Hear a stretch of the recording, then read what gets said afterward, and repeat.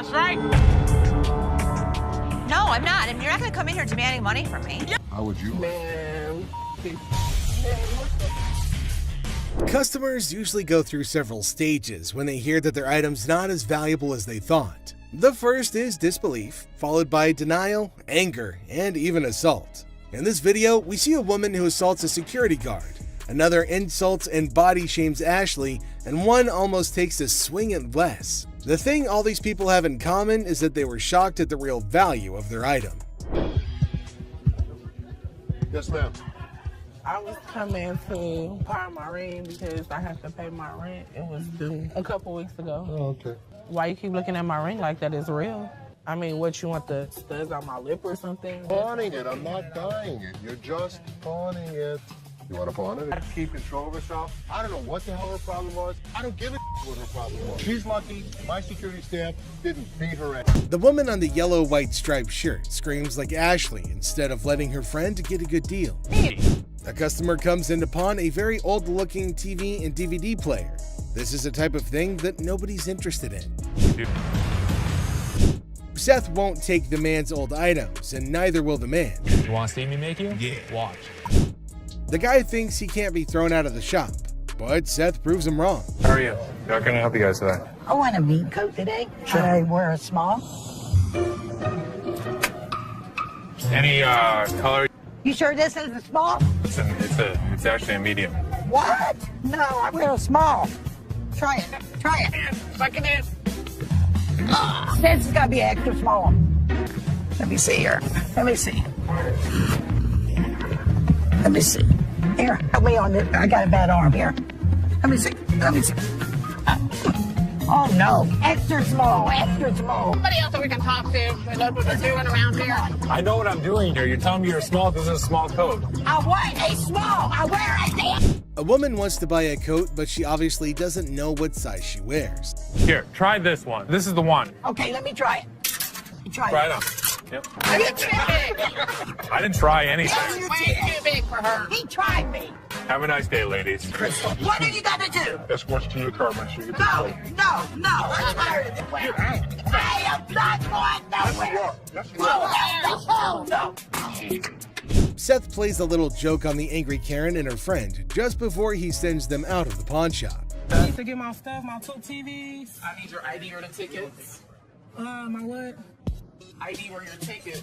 I don't have no ticket or no ID. My stuff was stolen. Ma'am, is there an issue? My boyfriend found my TV. So he stole it from you? Yeah. So did you make a police report? I feel terrible for her, but I can't help her without her ticket. Look, I just want the ticket. You don't come to my window! You can't. Yes, I do. You can't. Come to my window! Really? Y'all Stick it out, Calm down, you baby. Get out of here. My I get my. now. I'm not leaving out here until I get my. Ashley has a heated confrontation with the Karen that couldn't have her way. Get out of here. My I get my. now. I'm not leaving out here until I get my. Leave. I'm not scared to leave. Bye. I what? I ain't scared to leave. Okay. Bye. See ya. No, Mom, calm down. See ya. We're not the police, but damn it, we're not your local psychologist neither. And you have a lovely day. God. Ashley makes sure the angry Karen leaves the pawn shop, but she doesn't do so quietly. Ma'am. I just bought this TV. It's broke. No, I don't. When did you buy it? I bought it yesterday. Yes, I did. I need you to give me my money back. I don't know if you bought it from us. But you owe me for my DVD. Where's your receipt? I don't. Do I need to get louder? No. Why not? This woman starts trouble when Seth refuses to change her TV. Excuse me. Who do you think you are? I don't need your help on this one. Thank you. Mom. Excuse me. Hey, it's me. Excuse me. Excuse me. Huh? What you do that for? Unreal. Anger management. She doesn't last long in the pawn shop, and she even broke the TV more for some random reason. Look at her watch. Absolutely. Is that a ladybug? It is. Yeah, that looks kind of nice. Full cut stones. Give me a second. Okay. Another pearl dial, like I said. Man, same old, same old. What's going on? Excuse me? Don't you get paid by the hour? Trying to rush people? I'm not trying to rush You you. are trying to rush me. Get the wife back out. Don't try to play me. Seth and this customer can't seem to get anywhere in this transaction because she's texting. No, I'm not You laughing. laughing? You laughing? What's funny? Are you mental? Menthol? Mental. Oh. Do you see this phone? Do you see me texting? I can slow down. Yeah, please slow down. I am checking at me like I'm crazy. I'm crazy to you? I ain't crazy. Yeah. I'm a VIP. You better recognize. Have a good day, man. Ooh, you have a good. Byron, Who owns time this for her to thing? go. I'm trying to buy a watch. Don't be pushing me up in a flop. Please. Pay attention. Because I ain't got time for you. You know what? She got outside like a damn transformer. Wing flew off. She saw the hurricane starter kit. It was terrible. Don't forget about the wing. Have a good day. Leave me alone. The woman gets worked up about her texting. This leaves Seth no choice but to send the woman off the premises. Stubborn guy. Our Mr. Clumsy here managed to turn his girlfriend's car all wrecked up. Now he's off to pawn his genius-level ideas to fix the car and his relationship. I need to pay my court fees. I got a DUI, crashed my car. Well, her car. I took her car with a couple friends. You just need to get as much as you It's can. not your damn business. I'm here for you. All full of himself, he went all gangsta mode on Seth, trying to get money for 2 of his rings. Did it work? Nope. However, things were about to get more annoying. What's the highest you'd go? $900. That's ridiculous. Tell him what it is. No, don't tell me what to do. Stop talking. Stand behind me. What's the problem? Tell her to stand behind me. This is men talking right now. Our boy's respect for his girlfriend shines through as the negotiations heat up. Hold on to your seat, because this encounter was a true lesson in having proper manners. Maybe we should just take the money. That. Stop talking. Just Dude, stop seriously, talking. why are you Just such an stop. ass? No, you need. No, I don't need to. You're my store. This It is my property. business. This It's is not my your property. Do I She's her tell own your person. property what to do? Hopefully one day she'll wisen up, move on, and realize that this guy's a complete tool. Mother-daughter feud. Well, ladies and gentlemen, hold on to your liquor bottles for a heartwarming episode of Mother-Daughter Treasure Hunters. They had gathered some priceless junk to fund their world tour. So what you got? I got some really expensive stuff. Show me. Some old liquor bottles. Some old albums. Stamp book. Didn't you think he worth something? No. You got a whole lot of nothing going on over there. But wait, Les examines their items and deadpans. Sorry, ladies, it's all junk, no worth. The things took a swift left from there, guys. Told you it wasn't worth nothing. You need to watch your trap because this worth everything to me. It don't matter. They don't want it. This is not junk, okay? So don't you comment on. I told you. So you better not don't. to come here. You better don't go Wasting there. gas. You better don't. You better don't. It's like watching a comedy where emotions run high over little treasures. They both argue fiercely about sentimental items. Talk about teaching your kids some manners. I will kick your ass. I'm your mama. You better don't. How the heck you better don't. No, you get the off my. I thought it was kind of funny watching the mother and daughter argue with each other. Okay. All right, that's enough. That's enough. Body slam. Our guy claims his grandma's ring is a lost treasure. Well, that part's for Ashley to decide whether it's real or something that came out of a cereal box. How much are you looking for? Is this enough to pay rent? How much is your rent? $300. Okay. Do you have anything else? Because this unfortunately is not real. What you mean it's not real? It's not real gold. Basically, y'all sit up here and waste my time talking to you. You didn't waste your time. Oh dear, Mr. Sad Story, you've really painted yourself into a corner now. It was almost as if he was starring in his own drama series. I'm like, just give me my ring. I need to speak with somebody else because you irritate me flat out. I'm trying to help you solve Like, your what you issue. mean? What you I'm mean? trying to help you solve Like, your bitch, issue. lower your voice. This guy's acting really erratic, and it's making me really nervous. Hold on tight, because here come the Powerpuff Boys to rescue our protagonist from his own soap opera. What a gimmick. A day he's gonna remember for a while. Don't put your You got finger me. in No, my you by herself, man. She ain't by herself, my man. Bitch, I'll be back, bitch. You're talking that now, get the hell out of here. He was lucky I have other things on my mind, or I would have beat him to a pulp. Earrings. Two sassy black queens strut into the pawn shop, flaunting earrings worth $350. The seller, bewildered, questions their cash craving. They snap back. How you doing? Good. I'm here to pawn these earrings. Okay. Honey, our financial drama is an Oscar-winning secret. The seller innocently inquires about the swearing, prompting the girl to unleash a verbal firework. Trying to get $350 for them. Why do you need the money? It's none of your business why I need the money. As he fumbles to record the chaos, he realizes these queens can turn from pawn shop patrons to drama divas faster than his slowest sale. Talk about a speedy emotional roller coaster. Why are you swearing? Because you asking me why I'm coming in here to handle my business. In the midst of the jewelry saga, it's a linguistic roller coaster. The seller's ears are bombarded with jewelry, loan me my money, and a kid-eating crisis. What does my sign say? Jewelry and loan. This jewelry, loan me my money. I got to feed my kid. The drama unfolds faster than a soap opera, leaving him nervously counting non-existent diamonds. Talk about a pawn shop sitcom. Man, you getting on my nerves, dog. How'd you get You this? ain't even looked at my Do you know that these aren't real? In the sizzling pawn shop showdown, the women insist their earrings are as real as their sass. The seller, sweating in the Lacote, tries to diplomatically handle the diva duo. It's a battle of bling, attitude, and a heat wave, all under the watchful eye of leather-clad thermometers. Comedy gold. How the you gonna tell me just by looking at my that they not real? They're not real. As the Queen of Sass declares her exit, she throws shade like confetti. Insults rain down, targeting the seller's wrinkled-up hair and questionable fashion choices. With a parting shot about a jury and long Boaz, she exits, leaving the pawn shop in stitches and the seller questioning his life choices. I ain't leaving this till you give me my money. I need my mother hair did. Coloring book. Ashley enters confidently, challenging authority. Seth tries to manage the chaos. Tension rises as they clash, leaving everyone puzzled. Don't come in here thinking that you know everything in your like. I didn't know you should anything. go off and like run back to Hawaii where you bought that shirt. Unearthed gems, a JFK coloring book from '62, and a Frank Zappa one from '82. Mom's surprise drawer is found. Now, the shop's in for a laugh, unraveling the tale behind these quirky relics. Hello. Hello. I have a John F. Kennedy coloring book from 1962 and a Laugh out loud scene as the seller confesses to buying a Frank Zappa coloring book at 25, never cracking it open.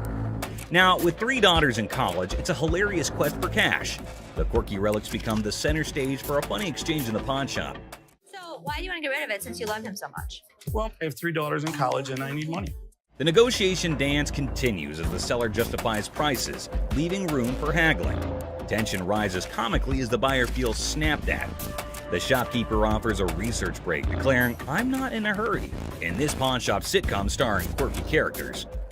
Okay, do you want to give me some time to do a little research on this, You can or? have all the time you need. I'm not in a hurry. The plot thickens as Ashley discovers the price coloring book online for $8.75, triggering a hilarious spat. I didn't say any of that Can you read that? $8.75. So make me an offer. 0. She hilariously expresses her dismay, accusing the customer of rushing and shoving a phone in her face. I'm looking at the one that he wanted $50 on, and I pull it off, and it says $8.75. The bickering ensues, with both claiming they're not married, adding an amusing layer to the pawn shop sitcom. I have to take him out this guy. That's how much he pissed me off. In the ongoing pawn shop drama, Ashley delivers a sassy retort to the customer, suggesting he adds value nowhere and jokes about returning to Hawaii. The banter continues as another worker calls out Ashley for being rude. I think you're disgusting and rude. I didn't say any of that Can to you you. read that? $8.75. Leading to a comical exchange where Ashley dismisses them to focus on yourself. The workplace comedy unfolds with quirky characters and witty comebacks. Well, you don't add value to the organization. I have one. Well, thank you so much. But the next time you sign my paycheck, you can tell me how to work. Parking lot. Cue the workplace alarm. The notorious parking lot gambler is back, and the office crew is on high alert. With a battle cry of "Let's go get him!" they embark on a mission to catch the elusive man of many lands, or as they dub him, That Lady Pakistan. Office drama just hit the jackpot. What? Gambling again in the parking lot. Meet Robert Robertson, the maestro of sports memorabilia, introducing himself to Dennis in a pawn shop saga. The plot thickens as he unveils a treasure trove of Detroit Lions autographs salvaged from his sister's basement flood.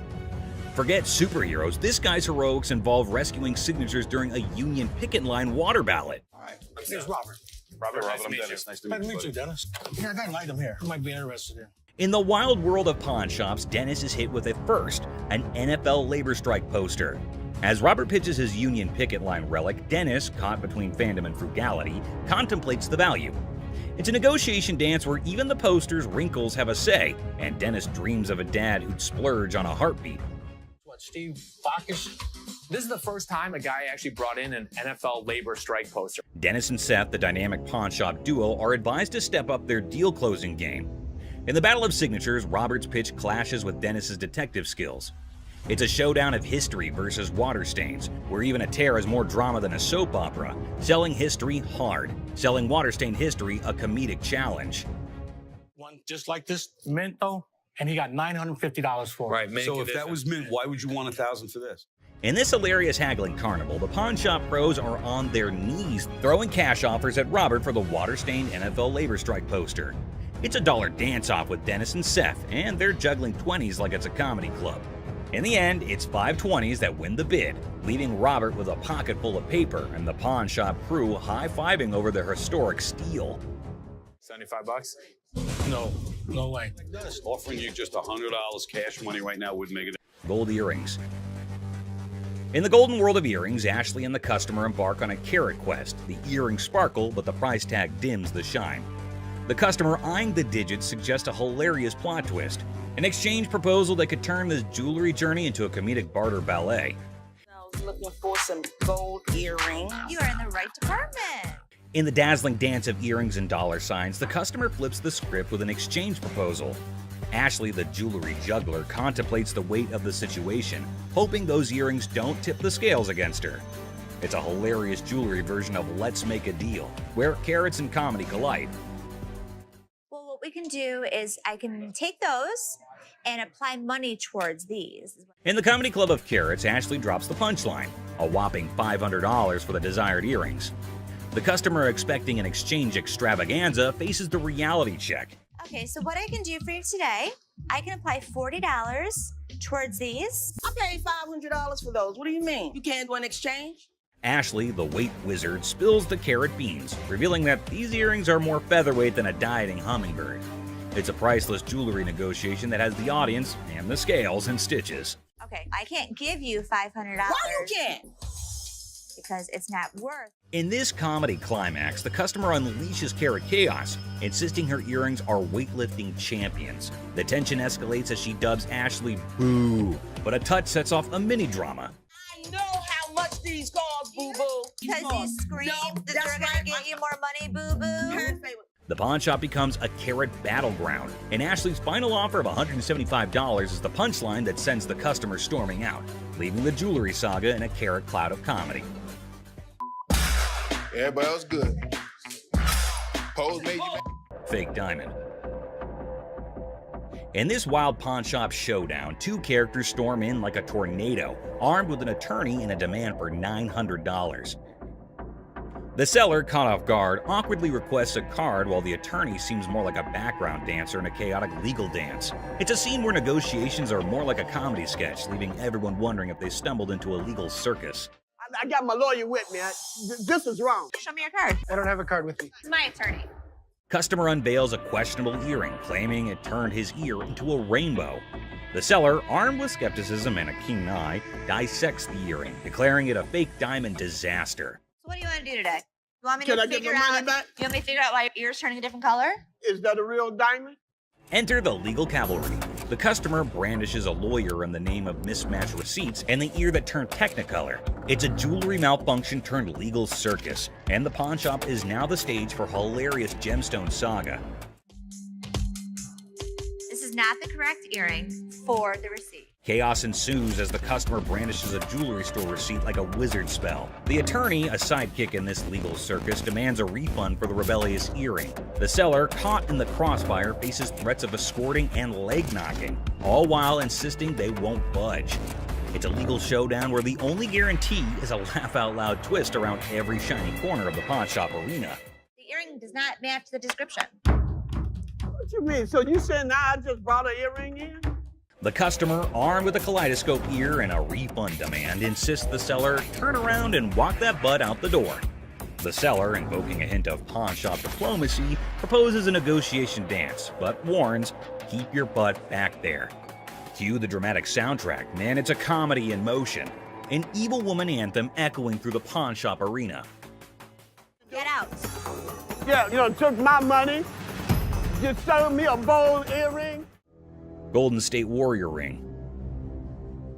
I just got engaged, and I heard you had a 75 Golden State Warriors ring, and I was thinking that would be perfect for my fiance.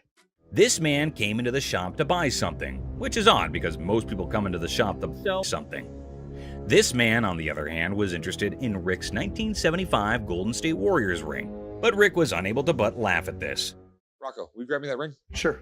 That is a brave man that would give his fiance a championship ring.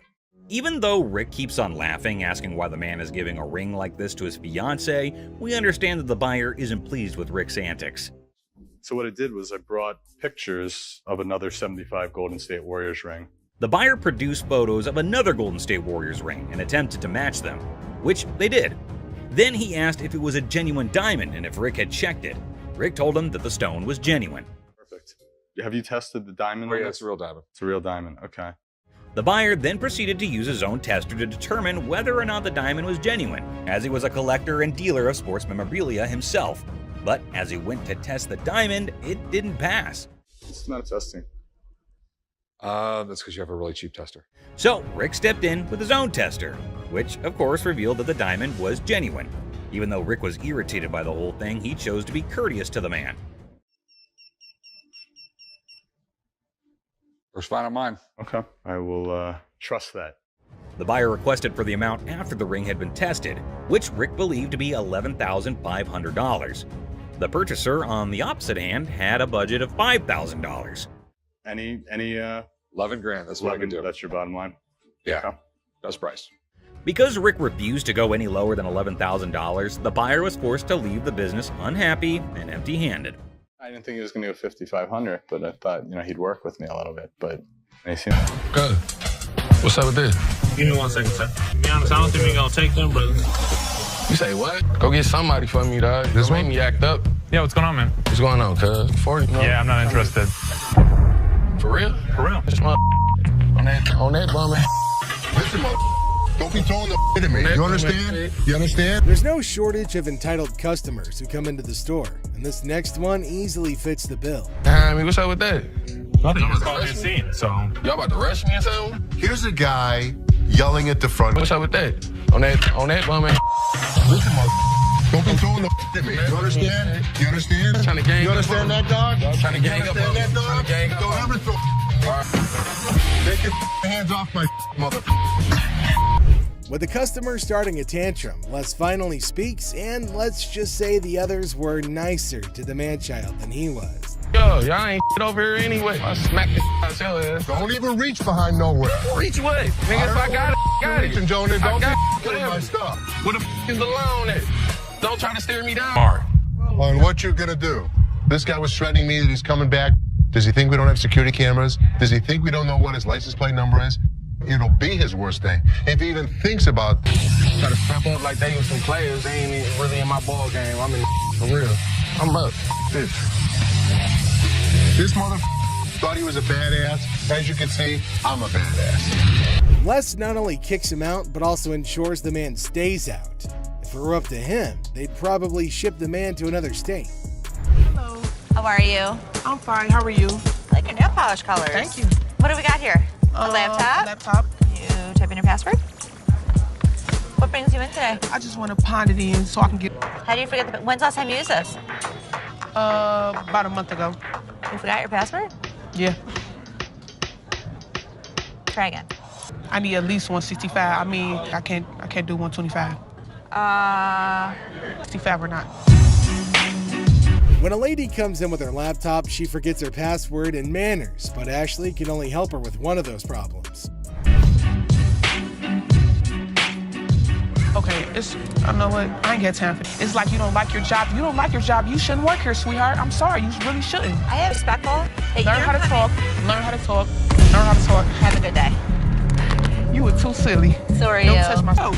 Flat out. You done? I don't give a like I said, I don't care. I can take my business somewhere else. The The lady obviously doesn't like the sound of $150, and the negotiation goes downhill from there. Lady, are you a baby? Excuse me, sweetheart. Hi. What the you looking at, bitch? What the you looking at? I'm talking to you, bitch. What you looking at? You know what? Take us outside. What the you looking at? What the bitch? You fat bitch. Fat ass bitch. Wait, with a fat ass bitch. Go walk somewhere, bitch. You talking like I said, I can take my business somewhere else. You don't know me, bitch. Crazy. That's what I'm talking about. Walk away. Bye. Bye. What more can we do? Since the lady won't stop talking, Ashley engages her, and it's like setting fire to dried sticks. Council manager. That's me. How can I help you? My wedding ring that's $5,000, you guys have it. I want it back. Okay. Your ring. Yes, he took it because we're having financial problems. I get why he did it. I just want to come in. No, I didn't make a police report. The hell am I gonna make a police report for? I'm not gonna call the cops on my husband. I'm coming to you to get my... For the ticket? Oh my God, I want my ring. Can Okay, you so get let in me... the computer and look up the name, tell me how much I owe you, and give me my... Nothing is scarier than a woman with a vendetta, and Ashley's best effort to handle this one with care absolutely fails. All I want. Okay, so let me explain to you how this works. First of all, I don't just look up somebody's name and give you their information. I didn't ask you to give me the information. Give me my ring. You bring your butt out here and you assist me out. Please, bring it. That's all I want is my ring. Ew! Up yours. I want to see you walk outside. Come on. You're so big and bad. Yelling, screaming. Can't type anything to a computer. Oh, this bitch. I'm going to come back and get my... I promise I'm going to come... The lady doesn't appreciate Counselor Ashley, and the exchange turns sour. All right, I'm gonna redeem this. Okay, actually, this was pulled. Pardon me? It was due on the 2nd. No, I'm here to pay it right now. I know, your loan is only for 90 days. So... Hi. How you doing? I got my ticket there. I wanted to get my TV back. If you could help me out with this, I'd really appreciate it. You can see if it's on the showroom floor, and I can try to make you a deal to buy it back. It's not been that long. About a month overdue. What are you talking about? If it's out there, then we can work from there. Look, seriously, come on, why don't you just give me the TV back so I can leave, all right? Yeah, I'm getting a little aggravated. I'm sorry you're getting... I'm ready, You're ready to what? Just get pissed off. All right, I'm not... Seriously, no. Seriously? Yeah, seriously. I want to just get it over with. What are we going to get over with? I want to get my TV. What you can do is you can go buy a TV. You know what? I'm getting... There's a man. I doubt it. Turn around. You haven't got a minute here. Really? There's two of them. Yeah. Now what you gonna do, buddy? What are you talking about? Buddy? What you gonna do? I still want the damn TV. You sound just like him. I'll put a big-ass flyer in the street. I'll make up signs. Well, American jewelry alone sucks. Looking like Nick Nolte after hanging out with Charlie Sheen for 3 nights. Go on somewhere, man. The guy wants his TV back, but he's past due. And it's really hard for this delusional man to... I will be back. The irate Karen tries to take matters into her own hands, but ends up getting thrown out instead. Hello, my wife. Oh, y'all don't want to give me my... If you're stealing... Excuse me, get your big ass on. Oh, excuse me. Don't you take my comb. She's gonna try to take a call because we won't give her TV back. I think that's an even trade.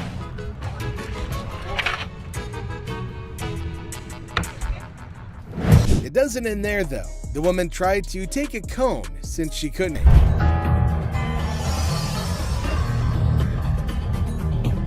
This is the guy? Right there. Here they come again.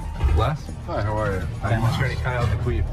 So there's a man, probably an attorney with 2 ladies along, coming inside towards Les at a pawn shop. Now, Les knew about it before. He asked for Les, and fortunately, he was at the counter. He asked why they had arrived at the store. He's retained me to represent her in regard to a ring. Okay. My client brought in a $10,000 ring here, and she wants to either collect the remaining money owed to her on the ring or get the ring back. She's got a receipt right here. This is a counterfeit ticket. He said that he came here for the ring, which they bought from these ladies for $10,000, but they didn't pay and gave them the receipt. Now, he put up the receipt and showed it to Les and accused them of cheating and stealing from the women and taking their expensive ring. But Les was cool and controlled his anger. Whoever produced this ticket didn't understand this is the amount of numbers that are here. Okay. Number 2 is state law mandates that we print the law in a 12-point font. Okay. This is much smaller. That is some bull.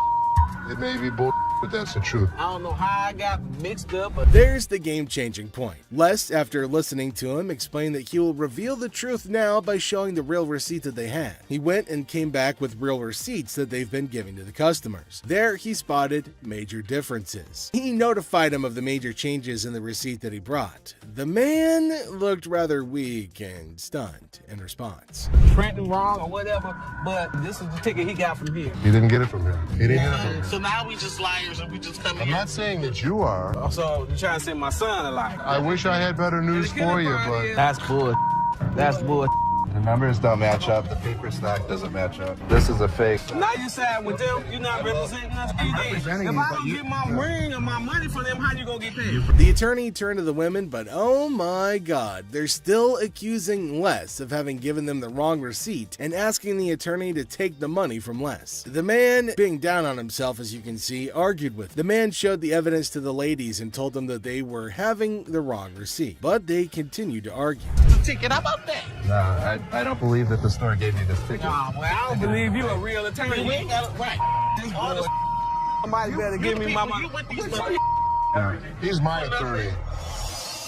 You, him, security. Have a nice day. Nah, you got me, bitch. Sorry, man. The ladies started harassing both of them and started using personal attacks. They were all arguing amongst themselves. Pretty crazy. The attorney went back as he can't do anything for the ladies. How are you? I'm doing okay. What can I help you with? Either trying to get a loan on it or you guys can buy it. Trying to sell it for maybe like $150. $50. Why is it $50? The certificate and everything is in there. And the bag costs actually way more than that. Well, if you can tell, it's actually stained Okay. all through here. I'm trying to sell it for $150 or get a loan for $75 instead of the $50. Yeah, I wasn't interested in more than 50. If you know purses, then you know the As our unsuspecting customer strolls into the kitchen at chaos, little does she know what's cooking today. Ashley, patiently bracing herself for another round of absurdity, politely inquires about what the customer's looking to offload. The girl, blissfully unaware of the purse's actual value, confidently suggests a price that's almost a steal. It costs way more than that. Okay, but I'm not going to pay you for the amount that you think it's worth because it's stained. This is not one of the newer ones. This is not this season. I know about purses. It was torn. It was stained. It's not even the last season's bag. The thing is old. But you still willing to buy for $50 though, so if it wasn't worth And now the plot thickens. The lady asserts that if Ashley truly understood purses, she'd gladly accept the offered amount. However, Ashley, standing firm in her claim that the purse is torn and not worth more than $50, creates a hilarious clash of valuation difference. You even say $50. So they didn't say it wasn't worth. Can I talk to somebody else? I don't want to talk to your pepperoni looking ass. Can I get somebody My pepperoni looking at. Pepperoni ass? I don't even know what that means. She take a look at her own ass. Can I get somebody else to talk to? It don't even matter. I don't have to talk to you. And I don't talk to you either, so why don't you go home? Leave Can our I talk to store. somebody else? Why do I have to talk to you? Because You I'm the disrespectful. manager. I'm disrespectful and you call me a pepperoni ass? Ugly ass bitch. F you. And it's time to cue the drama. Ashley throws out the bold figure of $50, and it hits the customer like a curveball she wasn't ready for. Feeling the heat, our lady teeters on the edge of diplomacy and blurts out the unforgettable line. She labels Ashley a pepperoni ass and decides that she'd rather chat with anyone but her. Talk about spicing up negotiations. 3 males walked into a pawn shop. One of the suspects stood at the door as a lookout while the other 2 suspects walked directly over to the display cases. So, like, these 3 guys roll into the pawn shop, just casually strolling in. The other 2 guys, they head straight to the fancy display cases. It's all got suspicious vibes. And then, bam! One of them whips out a sledgehammer and starts smashing the glass. Things are starting to get pretty wild. At some point, a customer from the place is seen leaving calmly while the lookout tells her to hurry up. The suspects appeared to be wearing heavy-duty gloves in order. At one moment, a person from the shop strolls out all calm, and someone's keeping an eye on her, urging her to speed up. The people thought to be involved seem to have on these tough gloves, maybe so they don't get any cuts. Not to get cut while removing the glass from the cases. Both suspects placed the jewelry and many other valuables in the bags. So when they took off the glass from the cases, both of them put the jewelry and lots of other valuable stuff into bags. After that, they hightailed it out of the store in a black Mercury Marquis.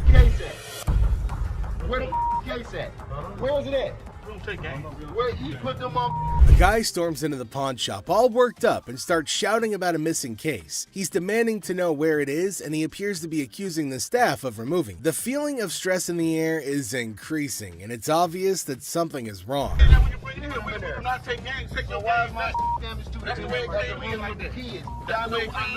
gonna act like I ain't got no sense? He's accusing us of taking games out of his unit. Look at the ticket. It never said with game. The atmosphere gets even more intense as the guy accuses the pawn shop of messing with his games. Unless the cool guy at the pawn shop stands his ground. The customer's getting more agitated, making accusations and even talking about blowing up the place, which is just adding to the chaos. Man, you think you can get your arms up off belly and none of your body parts on me, bro? After all the stress I have, the last thing I need is a customer causing a scene. Despite the escalating situation, Les stays calm. He tries to talk sense into the upset customer, especially with a big event coming up the next day. I know how to walk. I ain't in literal because I... Wells Fargo safe deposit box. What do we have here? Well, we got a Wells Fargo strongbox. This man arrived with a Wells Fargo safe, an antique ball and chain, and a couple ancient handcuffs. The seller was asking roughly $2,000 for everything in the package. All right, well, tell me about these things. This ball and chain right here actually comes from the Wyoming prison. It's the oldest prison in the state of Arizona. Folsom Prison was Arizona's oldest prison, and the handcuffs belonged to it since the late 1800s. Here's my concerns. When they forged chains back in the 1800s, it was just hot welding together. At that time, it was all performed by the blacksmith, but the chains that the man brought in were all electronically forged. Not only that, but Rick had another major problem. Never in the history of any prison did they ever have their name put on the balls. What Rick was saying was that everything the man brought in was false, but the seller was not ready to believe Rick. It's fake. What makes you an expert on this stuff? I've been buying and selling this stuff my entire life. Even if the contents of the package were phony, there was a chance that the box itself was not. So Rick made a deal for the box and left the rest. Box, I'll give you $400 for it. I want $1,200 for it. No, you don't. And the transaction was completed for $400.50. The seller left, and Rick subsequently decided to consult with an expert about what he had purchased. Okay. 19th century strongbox, Wells Fargo. Following a thorough examination of the box, the expert asked Rick the following question. First things first. Have you already bought this? The box was just as false as the other items Rick did not purchase, and the expert agreed. It's a complete fake. Damn it, Rick. Mystery guy.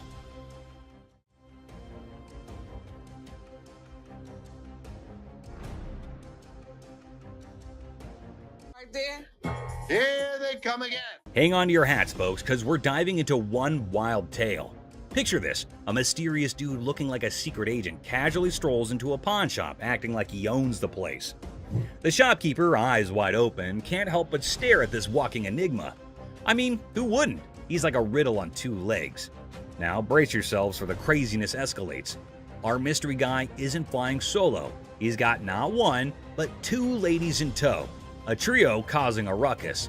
They swagger up to the counter, and out of nowhere, the guy dramatically declares that the ticket he's waving is faker than a rubber chicken. Everyone in the shop, imaginary files included, gasps in surprise. Her on the ring, or get the ring back. She's got a receipt right explain to here. you. This is a counterfeit ticket.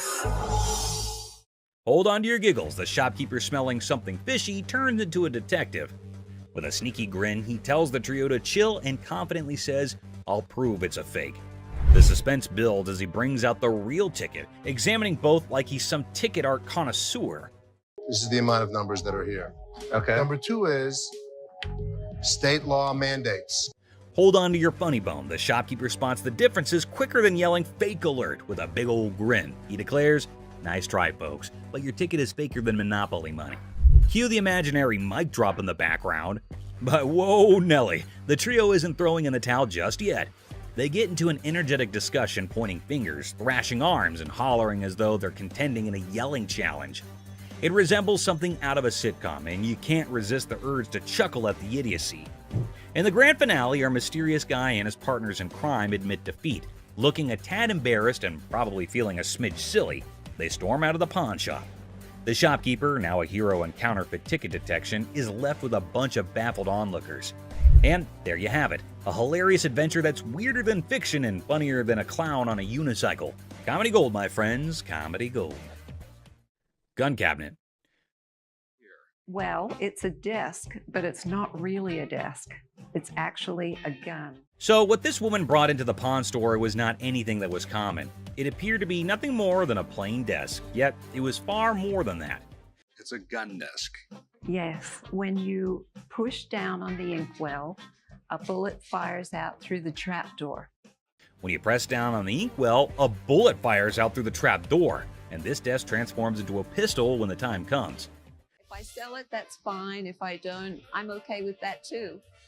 Thus, the merchant visited the business not exclusively to sell the weapon work area, yet additionally to figure out more about it. She needed to realize who possessed it, the way things were utilized, how old it was, and other such data. I was trying to figure out how to open it and had a really good look inside it and said, While hunting for a nice little desk, she came across this one. But when she got it home and attempted to open it up, that's where she discovered it wasn't what she thought it was. I've seen desks with hidden gun compartments, but I've never seen a desk as a gun. Rick thought it was something out of a James Bond movie, and he was so engrossed in it that he forgot he was actually pushing his face against a gun. Do you mind if I have a buddy look at this thing? Because I am just completely lost here. Not at all. Rick believed it was best to have an expert look at it after taking a closer look, so he called one. Gun. This is the gun.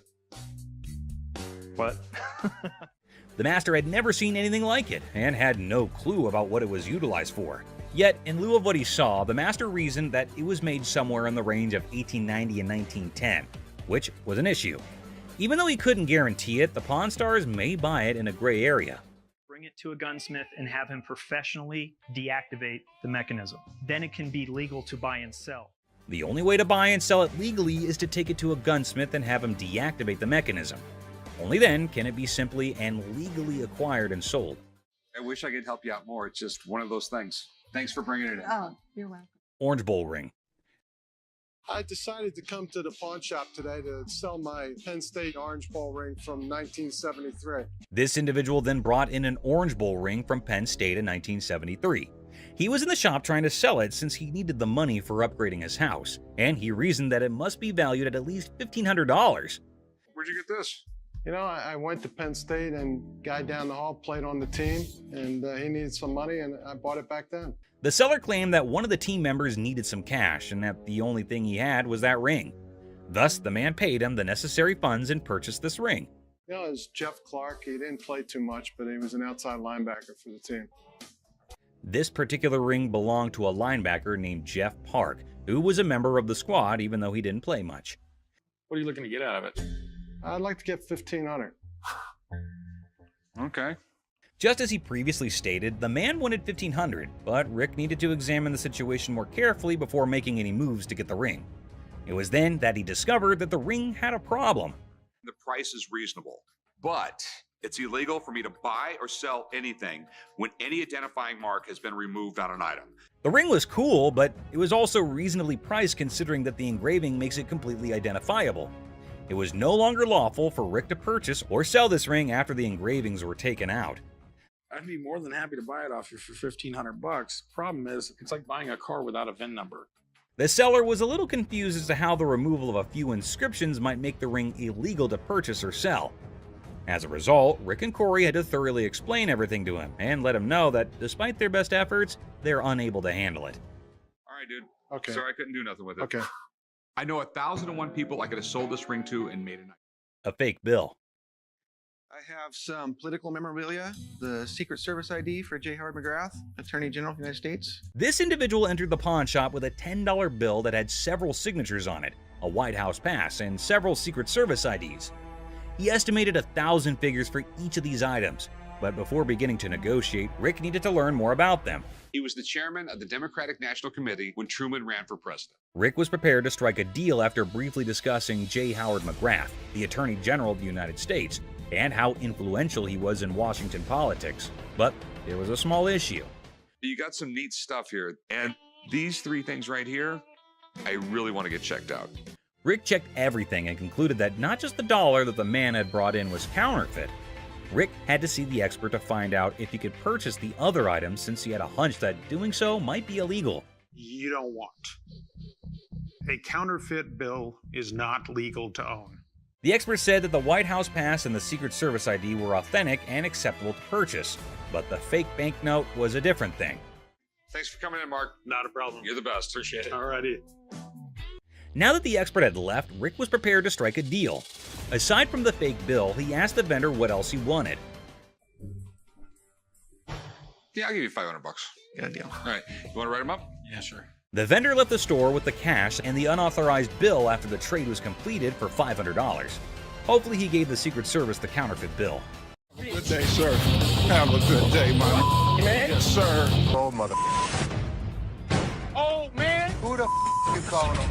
Really? You the ugliest two sisters I've ever seen in my life. Check out the wildest, most intense moments on Hardcore Pawn, where customers and staff bring the heat. And also get ready for some serious craziness at the pawn shop. Just another day at the pawn shop where we've got a mix of decent customers and, well, some pretty pathetic ones. Take this guy, for example. He may seem all laid back, but is he really? What you got here? That's a watch my grandmother gave me. Wow, this dude received a watch from his grandma, which is pretty sweet, right? But here's the thing. He's convinced it's solid gold and expects a fat stack of cash for it. Well, let's hook him up with the amount he's hoping for. Let's find out. 500. The problem is the metal on it is just stainless steel. Well, the metal on it is just stainless steel, so that's disappointing. But how will this guy take it? Yeah, you see this discoloration on the side? No. You don't see the rose? Whoa, hold up. This dude just flat out rejected it without even taking a peek. Talk about a major red flag, am I right? Less than explain. In between the links were gold plated. The gold plating had rubbed off. The watch had no value. And then this guy's like, can I get someone else to check it out then?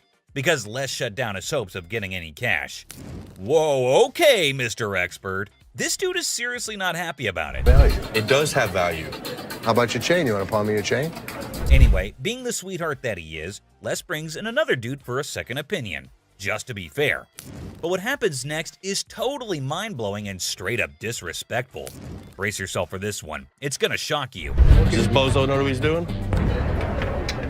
Well, I wouldn't really call him names. Seriously, this dude needs to chill and get a grip. I mean, who does he even think he is? Anyway, from that point on, things started spiraling down, and honestly, it's for all the right reasons. 500. Nothing. Stop being a bitch. Now, Les ain't about to tolerate any disrespect, and nobody should. And this jerk is about to experience a dose of his own medicine. And let me tell you, it's not a pretty sight. Check out what Les has in store for him. Give me my mother... Man, come over here and pick this bitch. Oh man, this dude is about to get serious flipping off, I kid you not. You know what goes down with idiots like him? They're in for a rude awakening. Yo, you, get him. Yeah. Let's go, my man. Have a good day, sir. Have a good... Gotta admit, that was seriously hilarious. What did Les have to lose? Nothing at all. But this guy, oh yeah, he got exactly what he deserved. The man just couldn't stop with the curses. Sir, let yourself out. Let yourself out. Oh, you think this was intense? Well, hold on tight, because you haven't seen anything yet. So this dude walks in, right? And he brings in some equipment, no beating around the bush, and straight up expects a cool $100 for it. Can you believe that? Like, I'm trying to get at least $100 for it. $100? Yeah. I won't even be able to sell it for... Well, the guy just flat out tells him that there's no way he can cough up $100. So the customer's disappointed, but hey, at least he's keeping his cool, right? So how much can you give me, man? $20? Well, we're clueless about what this dude's gonna pull off next. But hold up. Seth comes swooping in to handle the situation like a boss. Let's see how he tackles it. Sitting on the back? Do you know what it is? It don't matter how many you sitting on in the back. Because then I can't... Well, things are seriously heating up, and it's turning into a real mess. Seth tries to talk some sense into the guy, but he's just not cooperating. And instead, he's shouting like there's no tomorrow. Dollars for this. You paid $200 for that, I overheard? Yeah, I mean, really, you paid $200. So Seth breaks it down for him, saying it's not even worth $100. But this dude is now causing a scene, making a big fuss that's grabbing everyone's attention, to be honest. I'm trying to get money for it. I've been waiting in this line for an hour. I need more than two. This guy seriously needs to calm down. He's dropping way too many curse words. And honestly, it's gonna be his one-way ticket out of the shop. That's when Les steps in to take charge. Let's see how that plays out. You gonna do old man? Who you calling old, mother? Old man? No way, he actually said that? Like seriously, what the heck? This guy just keeps digging his own grave, making the situation even worse for himself. Brace yourself, because what he does next is gonna leave you absolutely stunned. Really, mother? I got this. I got it.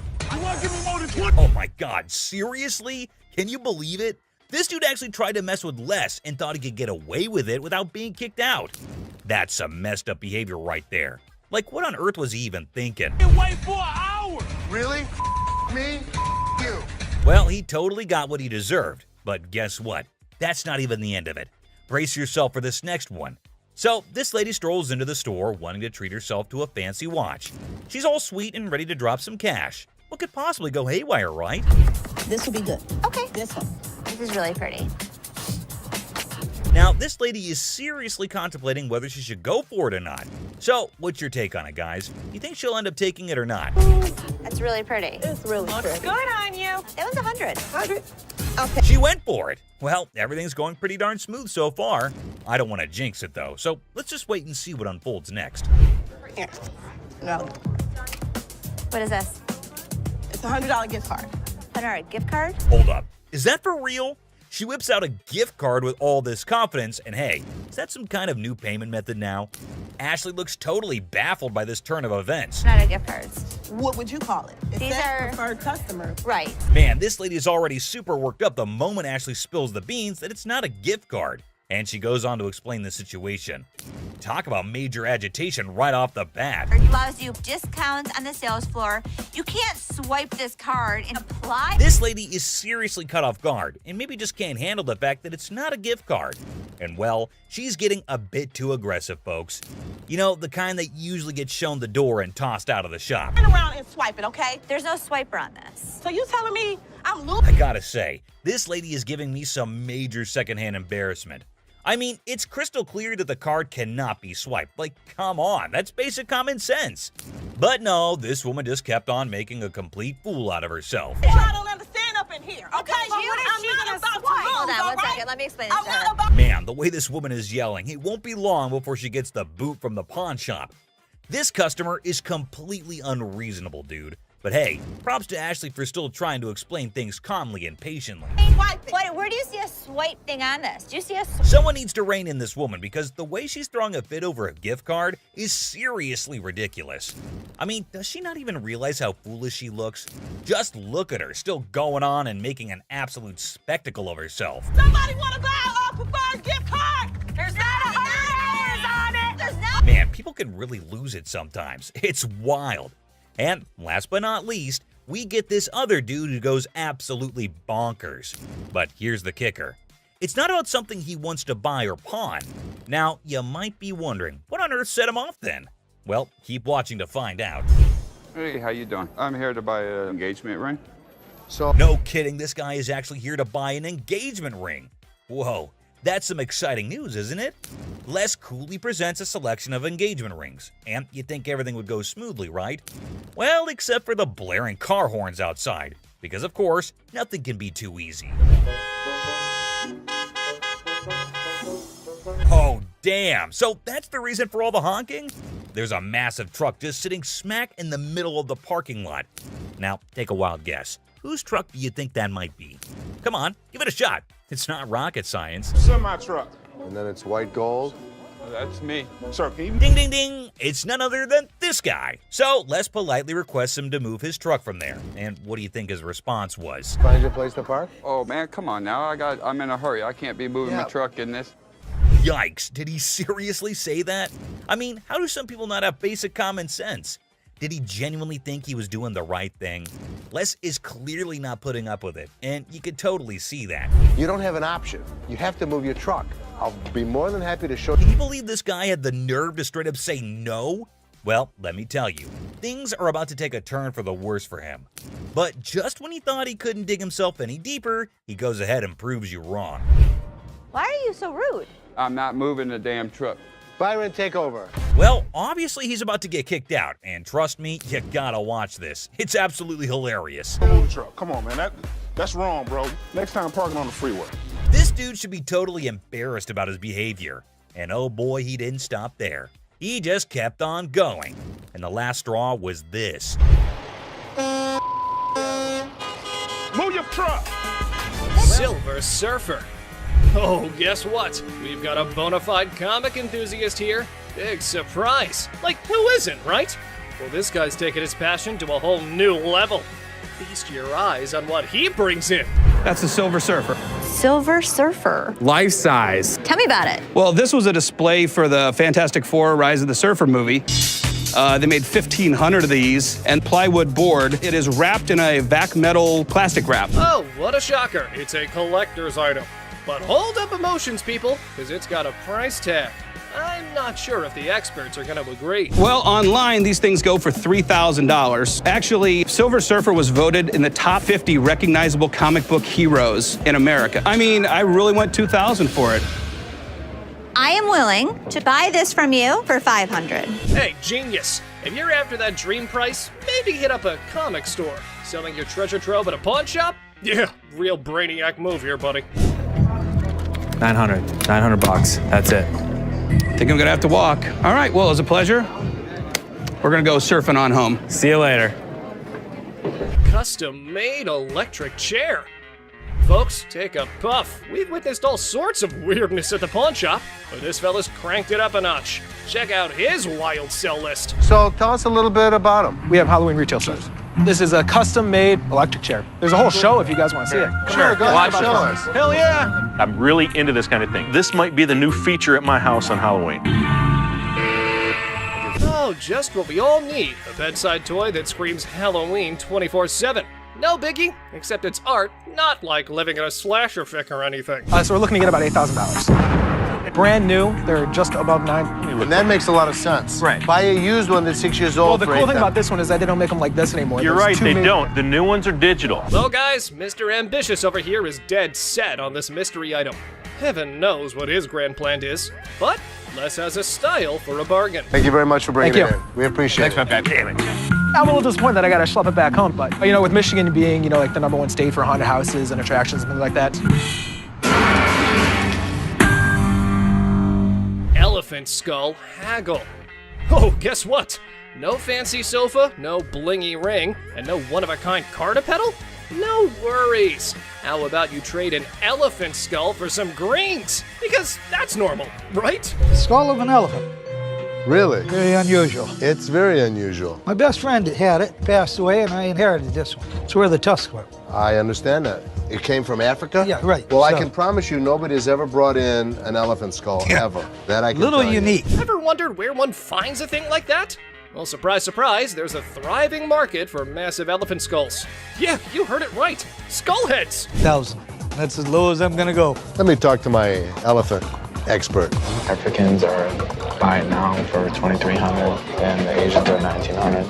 The good part was, it's worth the money. There is a demand for elephant skulls, but I'll be damned if I'm giving it away. Okay, peeps. When Les locks onto something, prepare for a solar eclipse, because he's not releasing his grip.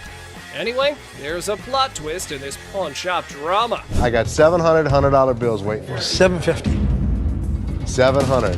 And if you think it's worth $50 for you to schlep it home, It isn't. Schlep it. It isn't. Schlep it. I'll give it to you for $7. You got a deal. Thank you very much. Thank Come you. right over Thank here. you. We'll Thank take you. care All of right. it. All right. Yeah. Mark, thank you.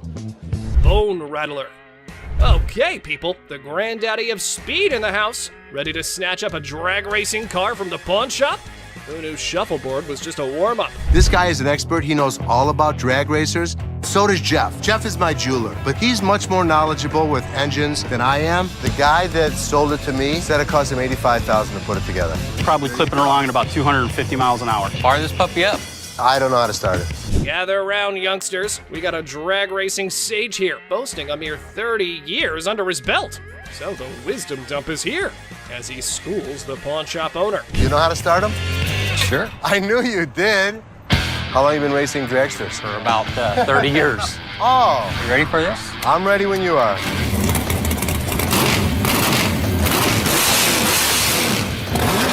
All right, Mr. Been There, Done That. Let's see if your drag racing tales can seal this deal or take a nosedive. Now, coming straight to the negotiation. 20 grand. 7,500? I don't think so.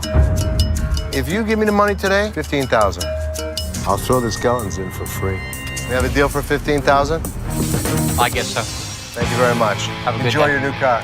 Mechanical Bull. Ah, the good old days of Wild West bull riding and rugged cowboys. Some dude missed the memo that it's not exactly the trendiest scene nowadays. Time to catch up, y'all. Going for a ride in my parking lot, or what are we doing? Let's have a little fun, girl. We're trying to sell our mechanical bull. Why do you have it? A Western-themed restaurant bar before, and that was the theme. We put the bull into the bar. Well, slap on those cowboy hats. We got ourselves a scene here. But seriously, who's taking bets on whether they can wrangle a decent price for that rodeo-style bull riding? Let's say you were to buy these brand new. How much do they cost? They cost around 15 to 20,000. How much do you want?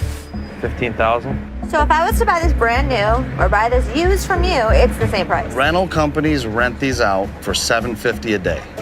There's a lot of revenue potential. Ah! Man, sad to see these alpha men taking back their bull home. But folks, hold on to your hats. Maybe Ashley has something else in her mind. 3,000 right now. 45. 31. 39, you pack it up. That's my bottom dollar. 34. I can't do it. Sorry, good luck. Dr. Death's van. Step right up, viewers. You've heard of Dr. Death, but today's highlight is the van that spotlights as the ride for assisted suicides. Because nothing says vacation like a one-way ticket, right? This is a 1968 Volkswagen van owned by Dr. Death, Jack Kevorkian. By Dr. Death. This is the actual van that he did his first and several other assisted suicides in. Jack Kevorkian was an iconic figure in the city of Detroit. We're not aiming for a Valley of Chrome farewell tour this time. Mr. Big Bucks here wants a six-figure sum. Brace yourselves, because Les has his few concerns all queued up. It is a piece of history. I like buying weird. You won't find another one. The problem is, it doesn't make sense to spend six figures on something like this for me. Well, you either love it or hate it. But I love it. This is definitely a piece of Detroit. A van oozing that delightful combo of creepiness and death vibes. So legit. However, why not throw in another expert opinion? Let's see how that went. So 10,000 ain't gonna buy it. No, I'm in the six-figure range. 20 grand? No. 25 grand. 30 grand. 50 grand? 30. One time. 50. 30 cash right now. Bizarre bikini. Check out this granny of the century who strolls into the pawn shop with an elderly figure that has a lot to do with, I don't know. You have a look and maybe you decide. Which is the doll? I heard that. I'm undressing her. What can I say? A really nasty looking woman, but a very cool item. Yep, that's about accurate. You just saw a long-legged granny in a bikini. All the efforts are done in the name of art. However, our granny here invested in this model. How much did you want for this thing? I'd like to get $500 for it. This thing is art. It's a very cool item, but not for that price. She's really cute. I mean, she's really fun to look at, but it's not going to be even close to 500 bucks. Never mind, that was gonna be a deal breaker. Unless Les had some more quotes to add to the art piece, this stirs things up for the selling mix. Here this woman was playing my game, and I was losing. 200. 190. I'll take it. Will he stop? Okay, schlep it home. You know, I heard my dad saying it wasn't worth the extra $10. Bull. She wants 200. Latex vacuum bed. Look who's spicing up the pawn shop scene. This dynamic duo's got a latex vacuum fetish bed up for grabs. You know, just your average afternoon errand. Latex vacuum bed. A what? A latex vacuum bed. So you have sex with latex? Pretty much. It's like the autoerotic asphyxiation is what Pretty it is, much, correct? yeah. Bobby J surprisingly knew exactly what this thing was. All right, I was wondering, who needs candlelit dinners when you can have vacuum-sealed intimacy? I'm not here to judge. However, here's a quick demonstration. Is it normally when Felix has his hand over his mouth? Normally what they like. I actually used it. Are you breathing? There we go. Not gonna work. It's working. Everyone's a critic when it comes to, what's the word? Innovative sleeping arrangements. Yeah, there we go. And we aren't sure if that ever went up for the big sale. Used it. So how could you not want to do this with him? Because I don't want to suffocate. It's not for everybody. I'm familiar with the bed. Very much so. Just imagine having sex now. He don't have to hold you. Perfect. Well, now we got that out of the way. To sell Les Paul's document collection, including an incredibly unique and world's one-of-a-kind Les Paul SG guitar that belonged to his Aunt Mary. And guess what? She wasn't just some guitar lover or a casual Les Paul fan. So the seller is hoping to get $250,000 for this collection. The big question is it really worth that much? And is it still in good enough condition to fetch a high price? Let's find out. Rick Harrison calls for Drew, the expert from Authentic Autographs Unlimited, who specializes in forensic document examination. He then carefully examines the signature on the guitar and remarks that Les Paul had a unique and straightforward signature style. Interestingly, Drew notes that he never included his last name when signing autographs. He goes, Rick asked the seller, how much is he expecting from it? So he was like, I want $250,000 for it. But someone in the comments section went all out and said that those papers would fetch a whopping $190,000 if Joe Bonamassa got his hands on them. Another user totally agreed with him and even said that if this guitar showed up in the right magazine, some millionaire rock star would easily drop at least $200,000 for it. But here's the main part. Did the pawn shop actually make any profit? Hell yeah, they did. Once the show aired, they wasted no time and threw that bad boy up on eBay. And guess what? They scored a whopping $110,000 for it. They ended up making a cool $20,000 profit, guys.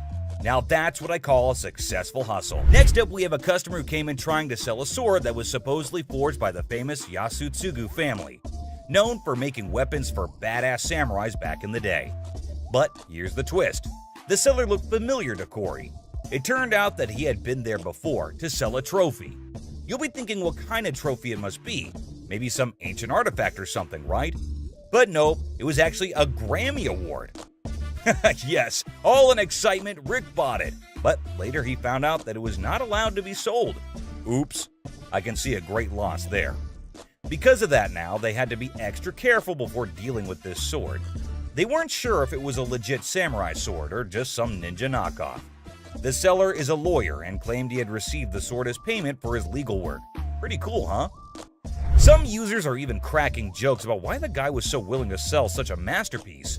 One such comment was he must have been scared of his wife's anger, whose eyes are always fixated on that sword. And if she ever gets her hands on it, she's ready to knock him off. Talk about a dangerous situation. Another user said he got robbed? Well, we have to wait to see the actual plot. Taking the lawyer's word for it, Corey decided to take the risk, and then he went ahead with the purchase, even without having an expert to check its authenticity. I mean, let's be real, that was pretty foolish, right? I mean, who was going to check if the thing was actually legit or not? So they asked the seller how much he wanted for it, and he said $5,000. The buyers were skeptical about its condition and started throwing offers as low as $800. That's a crazy drop. But the seller fought back, saying every bit of that sword is worth the full $5,000. If you're gonna hold my feet to the fire and make me pay as much as I can, it's gonna be $1,500. I'll come down to $2,000. I've got 5 of them right there. The shop wasn't ready to pay that much without knowing more about it, so Corey went up to $1,200. He was trying to get the best deal he could, but the seller didn't budge. They went back and forth until finally the seller settled for Corey's offer of $1,500 just to get Rick off his back for that Grammy thing. After buying the sword, Corey was not at peace and was restlessly waiting for the expert who was out of town during the appraisal. Finally, he got to meet up with Mike Yamasaki, the expert. And Corey explained how he took a shot in the dark and bought the sword without knowing if it's actually worth the money. So, after taking a small glimpse at it, Mike recognized it as a samurai sword and told Corey the history of the sword. He stated that after World War II, around 3 million Japanese swords were taken out of Japan by the occupying forces. In those days, the Japanese warriors, also known as samurai, were skilled professional fighters, and the samurai sword was like their badge of honor. If you didn't have one, no way you could call yourself a samurai, man. Then Mike decided to inspect the sword and took a closer look at it. This is the proper way to take apart a Japanese sword. They've been doing this style for centuries. Well, after the inspection was done, the expert discovered that the sword belonged to a super important samurai with ties to Japan's imperial family, probably from the 5th generation. Now, here was the interesting part. The Yasutsugu family only worked for high-level samurai, and their signature mark, like a logo, was detailed on the handle. It's the family crest of the Tokugawa family, who ruled Japan for a couple of centuries. And if anyone tried using it without permission, they'd end up losing their heads, along with their whole damn family. Scary, right? Well, it seemed that the sword had some serious historical value. Now, the big question is, how much is it worth in today's time? After considering the condition, the expert estimated that it can be restored for around $3,000. But here's the exciting part. After the restoration and blade sharpening, Corey could potentially sell it for a whopping $15,000. That's a tenfold increase from what he paid for it initially. So there you have it. Corey took a risk, bought the sword without knowing its true value, and it turned out to be a jackpot. But that was indeed a risky game.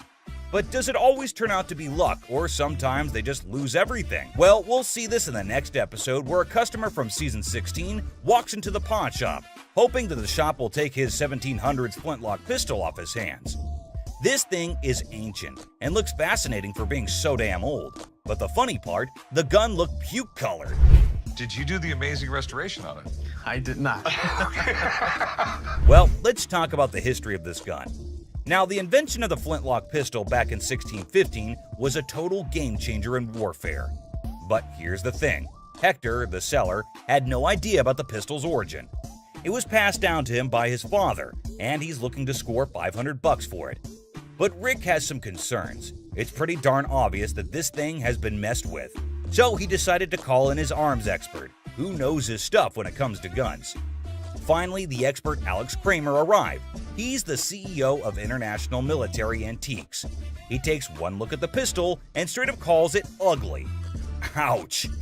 Apparently, some shoddy paint job messed up the gun, and it can't even be opened properly. But hey, on the bright side, the details and engravings on the pistol are top-notch. They got this fancy style called grotesque, with all these weird-looking human and animal shapes. And the markings underneath are high quality too. Too bad the paint on the lock is so thick that they can't even see the gun maker's name. That would have helped figure out when and where it was made. Now Rick's super curious if this thing is actually worth anything. The expert takes a quick look and comes up with an estimate. I think it would be about $1,000. Once we restore it, if I can get it functional, I think it's at least $3,000. With that estimated value in mind, Rick decides to make an offer. So, I will give you $150 and relieve you of your problem. Would you do $250? Damn, just $150? Even though Alex said it was worth $5,000. Rick always pulls out the excuse that it's hard to sell, and there aren't many buyers out there.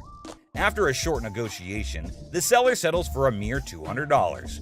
I know, unbelievable and kinda unacceptable. But since the gun isn't in great working condition, I guess it was the best they could do. Rick decided to take a chance and handed the gun over for restoration. Will it hit the jackpot or lose his $200? Let's see. After a successful restoration job, Rick receives some surprising news about the gun's value. It has brought back all the original details and made it look absolutely gorgeous. And guess what? It turned out even better than expected. With all of the engraving on the brass, that grotesque mask came out really well. It did come out amazing. But Alex hasn't tested it yet because he wanted Rick to witness its sight. And the best part? If this baby shoots, Rick might get a whopping $5,000. Damn. Well, let's watch if it works. I got my headphones on, so I can't hear you. Yeah! Wow, it worked perfect! So after successfully restoring the item and getting it in working condition, Rick could be making $5,000 on an item he bought for just $200. That's a crazy profit of $4,800. Absolutely hard to believe, right? Someone even commented that Rick straight up robbed Hector in broad daylight. Users are not holding back with their savage opinions. Well, keeping everything aside, this was indeed one of the craziest profits earned at Pawn Star Shop. Moving on, which has two heads. So what we got here is a Russian order, and that's what this medal represents. It's a piece of history that dates back 800 years. Pretty neat, huh? Well, neat in the sense of 800 years of Poland's struggles, constantly being conquered, reconquered, and fighting for their freedom throughout their entire history. Users also shared how this whole episode reminded them of their beloved history classes back in their school days. It brought back memories of learning about the triumphs, tragedies, dramas, and even the occasional humor that filled those lessons. With the background story out of the way, Rick finally gets down to the burning question. What's the damn thing worth? Because obviously he bought it without knowing its worth. Okay, so we're talking about a medal of Fabergé quality here. Crazy enough to give Rick some hope. Sadly, Craig has some serious concerning news for him. Apparently, the market for this specific medal is pretty thin. He can't cash, but hey, Craig's always got a solution up his sleeve. So, shop to meet Rick and brought with him some exciting news. He got in contact with a guy in Germany who has a box for this medal, has the ribbon for it, and even the breast star. It's all part of a set, you see, but there's a big hole in the guy's box, specifically for the neck order. And Craig just knew that he finally found a potential buyer for the medal, someone who needs to complete their set. Now, both the parties are ready to strike a deal. One person made a comment praising the honesty of Craig, noting how he offered a price range for the medal that matched its actual value of $30,000 to $40,000. Despite knowing that Rick had only paid $6,000 for it, Craig could have easily offered a lower price, like $12,000, and made a huge profit. But instead, he respected Rick and still managed to make some money while being fair.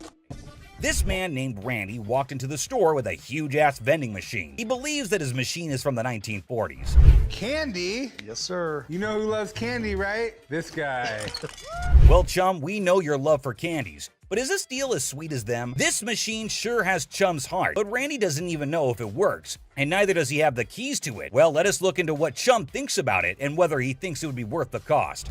Just taking a look at it, I mean, it looks pretty rough shape. There's a lot of rust on it. It sure needs a good restoration, but Randy wants $1,000 for it. Man, it already needs so much work to be done. I personally don't think it's worth investing so much, but who am I to suggest? Oh, how the chum had been schooled by experience. A lesson etched deep into the fibers of his being. Scarred by past misjudgments and Rick's scoldings, he now approached each decision with newfound caution. But hold on to your seats, for the words that spilled from the expert's lips were nothing short of astonishing. Get ready to be astonished, for the expert's revelation is nothing short of extraordinary. Whoa. Oh boy. Right? The guts are missing. So what this needs... Man, it is empty inside. All the mechanisms are missing. The expert saved Chum's ass today on this one. The expert adds that in this condition, the machine is max $300. Whoa, that was a low blow for Randy, it seems. He cannot believe the price dropped from $1,000 to just $300. Up and running and painted, obviously. $4,500. $4,500. Okay.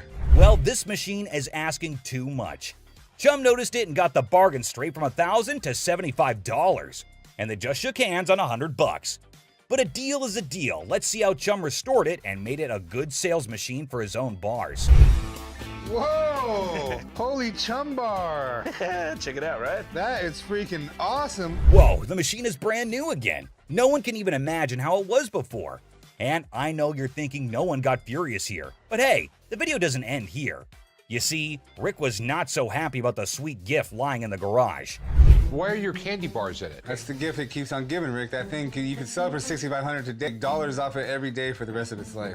Rick's fury reaches its boiling point as he directs his anger toward Chum. With intense frustration in his voice, he makes it clear that he's had enough. In a sharp and cutting tone, Rick declares that if anyone wants to get their hands on Chum's chocolate bar, they can simply take a stroll across the parking lot and purchase it directly from the store. No more concessions or accommodations. The message is clear. Rick has drawn a line in the sand, leaving Chum to face the consequences consequences of his actions. It's a harsh ultimatum that hangs heavily in the air, leaving Chum to contemplate the future of their strained relationship. Will Chum take the opportunity to make amends, or will the rift between them widen further? Only time will tell how this explosive situation will unfold. The timeless dance of irritation between Chum and Rick, an intricate routine that never fails to provoke a symphony of exasperation. As a well-worn melody played on a perpetual loop, Chum's knack for pushing Rick's buttons has become a legendary saga of vexation and amusement. With each encounter, their interactions tread the line between exasperated sighs and affectionate eye rolls, a delicate balance that keeps the audience captivated. The sparks of frustration fly freely, igniting a wild dynamic that has become an integral part of the show's charm. So, dear observer, prepare yourself for yet another chapter in the saga of Chum and Rick's fierce relationship, where irritation and amusement intertwine in a dance that never ceases to entertain. Did you know that Chum's not just passionate about candies, he is passionate about diving as well? You can't even imagine what he buys next. He goes to buy a sailboat! Yes, you heard it right, a full sailboat. Rick was unhappy about the candy machine. You can't even imagine how he's gonna react to this deal. Give you that. The weight of anticipation hangs heavy, like a dark cloud looming overhead. In the midst of this suspenseful moment, Rick's anger simmers beneath the surface, ready to erupt like a volcano. The stakes are high, and the consequences of Chum's potential misstep could be dire. Prepare to have your mind blown. Have you ever heard of a street-legal pirate ship? No worries if you haven't, because it was a revelation for me too. Picture this, a captivating vessel that sails through the streets instead of the high seas. This audacious individual is actually selling a pirate ship that doesn't navigate water, but instead driven around during parades and events. The sheer novelty of this concept is enough to make your jaw drop. Can you imagine the spectacle of a fully decked out pirate ship roaming the streets, spreading swashbuckling cheer and captivating onlookers? It's an unconventional twist on the nautical adventure, where imagination takes flight on wheels instead of waves. A fascinating change that challenges traditional boundaries and sparks the imaginations of all who encounter it. For a ship, you can actually drive 60 miles an hour on the highway. This is awesome. In a moment of anticipation, Chum captures a picture of the pirate ship and eagerly sends it to Rick, seeking his seal of approval. It's no secret that Chumley's heart is set on acquiring this extraordinary vessel. However, Rick's response reveals a familiar pattern. He doesn't always share Chum's level of enthusiasm. Despite Chumley's unwavering excitement, Rick's support wavers, casting a shadow of doubt over Chum's aspirations.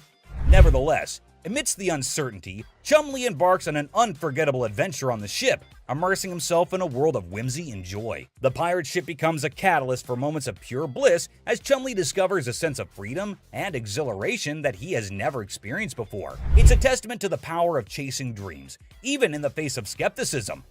Join Chumley as he embraces the sheer thrill of sailing on that ship, creating memories that will last a lifetime. If I can make a deal, Rick will think I'm the man. As the wind tousled Chumley's hair and the weather played its part, a symphony of elements converged to enhance his adoration for the float even further. Each gust of wind whispered its approval as if urging him to embrace the exhilaration that danced in the air. The perfect weather conditions seemed to align, creating an enchanting atmosphere that heightened his connection with the pirate ship. With every passing moment, Chumley's affection for the vessel grew as if it were infused with magical essence. In the midst of it all, Chumley savored the joy and freedom that enveloped him, cherishing the sensation of pure bliss as he sailed through the streets on the ship that had captured his heart. As Chumley eagerly awaits Rick's response, hoping for validation and support, his heart sinks when he reads the crushing words that appear on his screen. Rick's text delivers a blow that pierces Chumley's enthusiasm, leaving his spirit wounded and his dreams deflated. The message, like a dagger to the heart, shatters the joy and optimism Chumley had been clinging to. The heartbreaking reality sets in as he realizes that Rick's words don't align with his own deep-rooted passion for the pirate ship. It's a moment of profound disappointment as Chumley grapples with the stark contrast between his own excitement and Rick's lack of endorsement. Emotions swirl within him, hurt, confusion, and a tinge of resentment. I'm sure he's not going to buy it. He doesn't have any money on him. But he's an idiot. Amidst the tangled web of desires and concerns, Corey possesses a keen understanding of Chumley's nature. He recognizes that once the request to abstain is made, Chumley is unlikely to proceed with the purchase. In this aspect, Rick's fears find resonance in Corey's assessment. The rational part of their minds acknowledges the validity of Rick's concerns. Even if Chumley were to succumb to impulsive desires and make a foolish decision, the stark truth remains. The price of the pirate ship far surpasses his financial means. It looms above his allowance like an insurmountable hurdle, a barrier that cannot be breached without dire consequences. The clash between longing and practicality creates a dilemma that Chumley must confront head-on. Will he heed the warnings and let go of the unattainable dream? Or will he risk it all in pursuit of his heart's desire? The outcome hangs precariously in the balance, as Chumley grapples with the weight of responsibility and the allure of the forbidden. The owner wanted $250,000 for it. Man, that is a little too much. The last bargain he could agree on was $190,000, man. That is still so much money. Chumley was so sure that Rick would want to get it, until he checks his phone. Do not buy the float. That was Rick, my boss. The man had been driving Chumley around all of the efforts in explaining it. And all for what, man? Just to get rejected on a text message? Whatever. Oh, sorry, man. Man, I really feel so bad for Chumley. Everyone gives an attitude to my boy here, and he just takes it all. Well, enough of Chumley. Sometimes even Rick makes a mistake, and the great Harrison is not at all happy about this one. A captivating scene unfolds as Bill strides into the store, his presence immediately catching the attention of the Pawn Stars crew. In his possession, he carries a Wells Fargo strongbox, an intriguing artifact that exudes a sense of mystery and historical significance. As if that weren't enough, he adds to the spectacle by unveiling antique balls and chains, further piquing the curiosity of everyone present. Bill, confident in his offering, sets the price at a hefty $2,000. A sum that raises eyebrows and sets the stage for a fascinating negotiation. We got a Wells Fargo strongbox and some antique ball and chain. Okay, you do have a... The anticipation builds as the Pawn Stars team contemplates the value and potential of this unique collection. Will they be able to strike a favorable deal that satisfies both Bill's expectations and their own interests? With his vast knowledge and years of experience, Rick's expertise comes to the forefront as he steps into the bargaining arena. Determined to navigate the deal without relying on external advice, confident in his abilities, he draws upon his extensive understanding of historical artifacts and market trends to assess the true value of Bill's offering. Rick's sharp mind is like a well-honed tool, dissecting the details and uncovering the hidden gems within the collection. As the negotiation unfolds, his eloquence and persuasive arguments come alive, revealing a masterful display of wit and intellect. Rick's knowledge becomes a formidable weapon, allowing him to strike a delicate balance between fair pricing and maximizing the potential of the transaction. It's a testament to his experience and a showcase of his ability to thrive in the world of bargaining, showcasing the power of a sharp mind in the pursuit of a favorable deal. Electrically welded. See how these have arcs from an arc welder? Sure, okay. Okay, and my other big concern?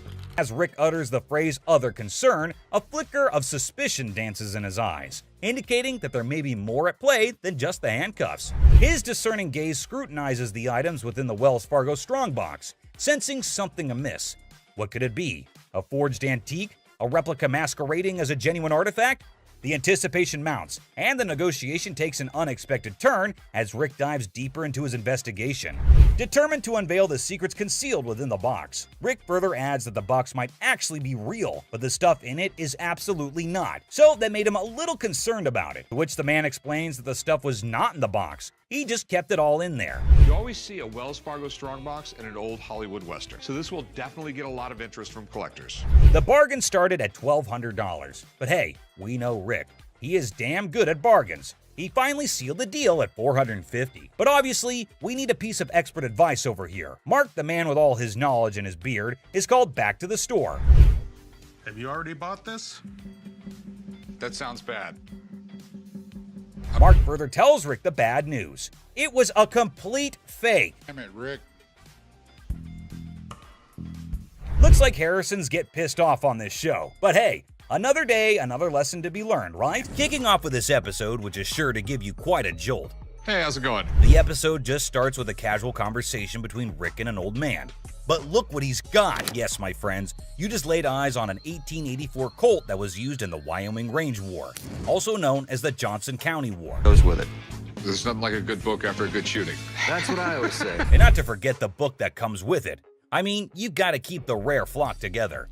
Rick, as usual, begins his quiz, asked a whole lot of questions before investing his money into something that a normal person would have bought in a heartbeat. So how exactly did you get the gun? My father got this from the great-great-granddaughter of Fred Koch. Are these many questions ever asked while I go to sell something antique? Maybe. How would I know? I've just gone to the shops to buy something, never to sell anything. But wait, it seems like he practiced it the whole night, answered all the questions like a pro. That man did better than the rest of us would do in our lives. Tough college times. Wait, what did my eyes just witness? Rick narrating the whole Wyoming range war story. Basically, large cattle barons feuding with really small cattle ranchers. The small guys were stealing cattle. It felt like a whole history lesson to me. I must say, Rick does have some insane knowledge about antiques. The way he narrated the whole thing was nothing less than an informative history class. Not gonna lie. Moving further, we see Rick's intelligence as he checked all the details provided on the document just like a professional would. It's a 45 caliber. This is a 45 caliber. It's a 5.5-inch barrel. That's a 5.5-inch barrel. This line, when you throw on a personal story that actually ties a cowboy to a gun, that's the kind of thing collectors love. I can see he clearly knows how to hit the proper note. But when you throw in a personal story that actually ties a cowboy to a gun, that's the kind of thing collectors love. Without a second thought, the man quoted $55,000 for the gun. What do you think? Are Rick and the old man on the same page? Well, for you to know that, you have to continue watching.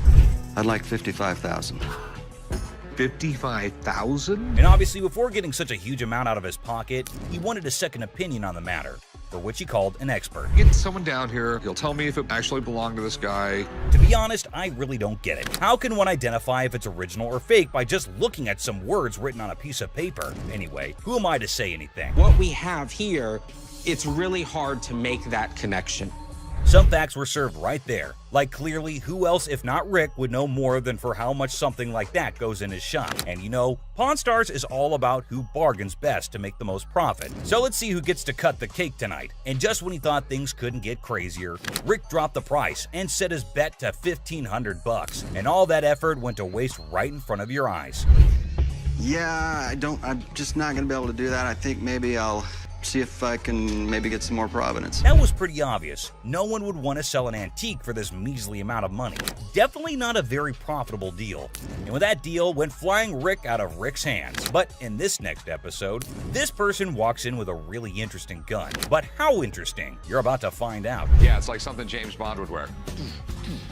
Yeah, right. You just saw that, huh? But that's not out of a James Bond movie. That thing is as real as it gets. What can I help you with? I'm here to sell my ring pistol today. Well, you know how a gun never stays in the shop for long, be it whatever shape or size. But this thing is something I've never seen or even heard of before. Have you ever seen a pistol ring? Boy, you're looking at it right now. This is something definitely worthy of adding to the antique collection list. Come on, you have to agree with me. Everything about this pistol ring is antique, from loading it to the trigger to its hammer. This thing is a killer. Literally. You know what? If I ever went undercover on a mission, I would definitely carry this cute little devil. James Bond, we just found your vibe. And I know Rick would agree with me too. Yeah, that man seems very particular about the price he's going to ask for that dangerous ring. I'm looking to get $9,000. I'll use it to buy some of the things I collect more often. I personally would wear that ring everywhere. It's an all-in-one combo, kind of a hidden treasure who can double up like your personal bodyguard. It's unreal how cool this thing is. But hey, did Rick just contradict me? Wear them just for fashion. Damn. Rick has got a good sense of humor, not gonna lie. Seriously, getting hit by that mini pistol ring would definitely hurt your ego hard, man. It's also seriously a gun. I mean, it would really hurt getting shot with this thing. And oh, I kid you not when I say that the man clearly did his homework right. He literally asked for $9 grand in the blink of an eye. I mean, that piece truly is a showstopper. But that expensive? Damn. A $9 grand. They're pretty rare. So what happened is that the deal took an intense turn, and Rick, being the smartest in this show, had to prove it. So before finalizing the deal, he wanted a bit of expert advice. I mean, that's always better than regretting later, right? So let's see what the expert had to say about this antique pistol ring. The European gunsmiths, they were making all kinds of little weird things. This is the Imperial Protector. Basically, looks like this tiny mean machine has taken down quite a few people in the past. So it must cost a bomb. But let's hear it from the expert himself. For $11,500. Okay. Thanks, Tony. I really appreciate it. Whoa, I never expected that. $11.5K? That's crazy. And just look at the size of that thing. That thing is golden for sure. But as you know, Rick plays by his own rules, and I'm curious to know what he has to offer. I'll give you $3,000 for it.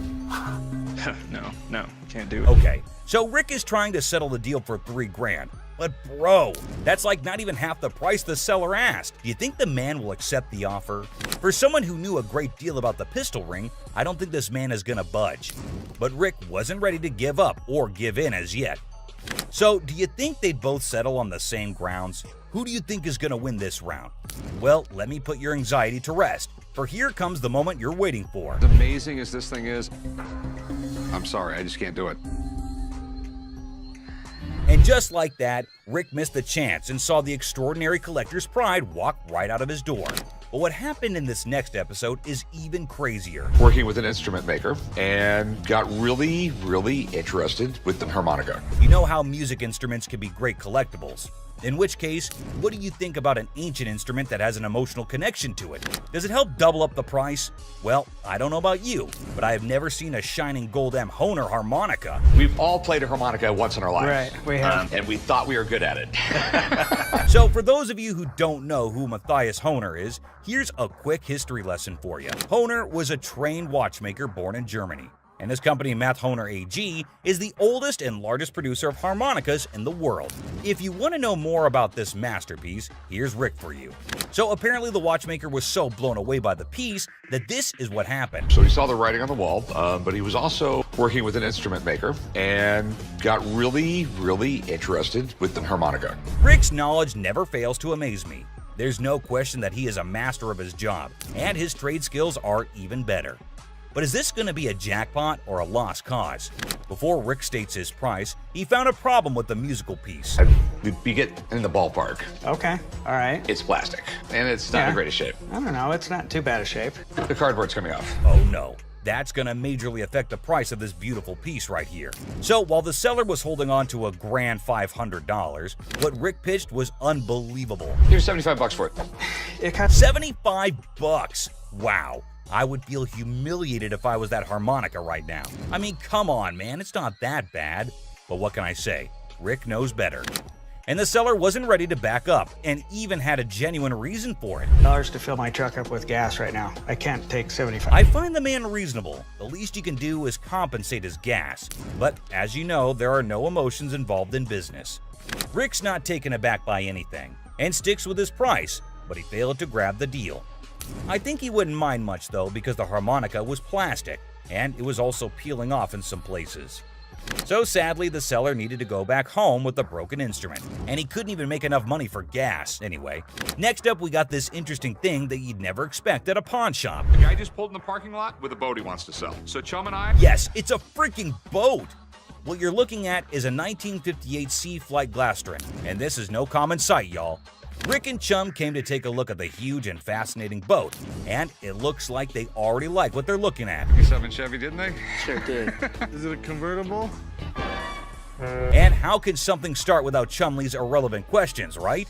Like always, he was more worried about the boat being convertible or not. Well, Chum, you definitely cannot expect everything to be fancy, okay? Despite that, I can't help but love Chumley's confidence. Meanwhile, the seller has made up his mind to demand a hefty $10,500 for the boat. Let's hope he can make just as much from the master of negotiation. And this time, the item in question was a timeless beauty, created in 1958, standing tall, defying the effects of time. Whoever maintained it surely did it with the utmost care and dedication. Great work right there, but I think someone is already getting busy coming up with the numbers. It looks just like the 57 Chevy I got for the old man's birthday. It's definitely tempting because Rick's already deciding how he was going to pitch this look-alike a 57 Chevy. this Glastron boat is awesome, but boats are tough to sell, so it has to be a home. Like he already said, boats are money pits. I mean, nobody would want to keep this huge boat in their homes as an antique. Quite rare, as the word suggests itself. But this seller is definitely giving Rick tough competition. With all that USP knowledge he was throwing about, he came in here ready to face the pawnbroking world. Do you know why? Because it was a little 17-foot boat. No, because it was fiberglass. No more wood boats. Wood boats were moving out. But what happened next was totally unexpected. 10-5. In an unexpected turn, the owner of the boat bravely revealed a startling price tag, $10,500. Wow, that's crazy. What do you think Rick is gonna do?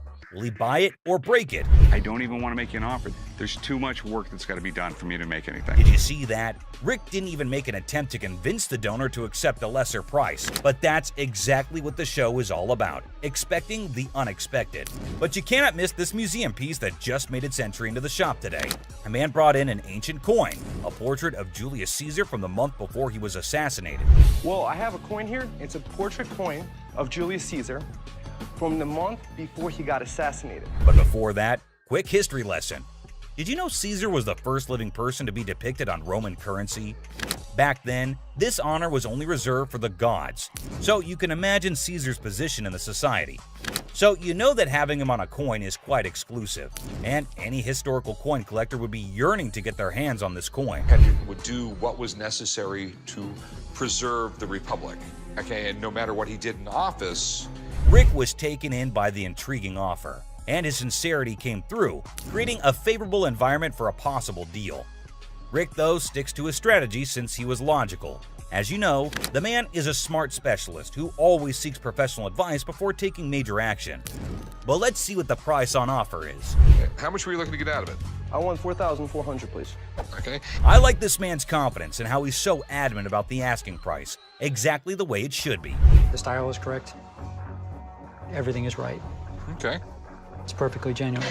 The expert's analysis is giving us a ray of hope with each passing second. So let's see what the experts have to say. $1,500. Retail? Retail. Wait, what was that?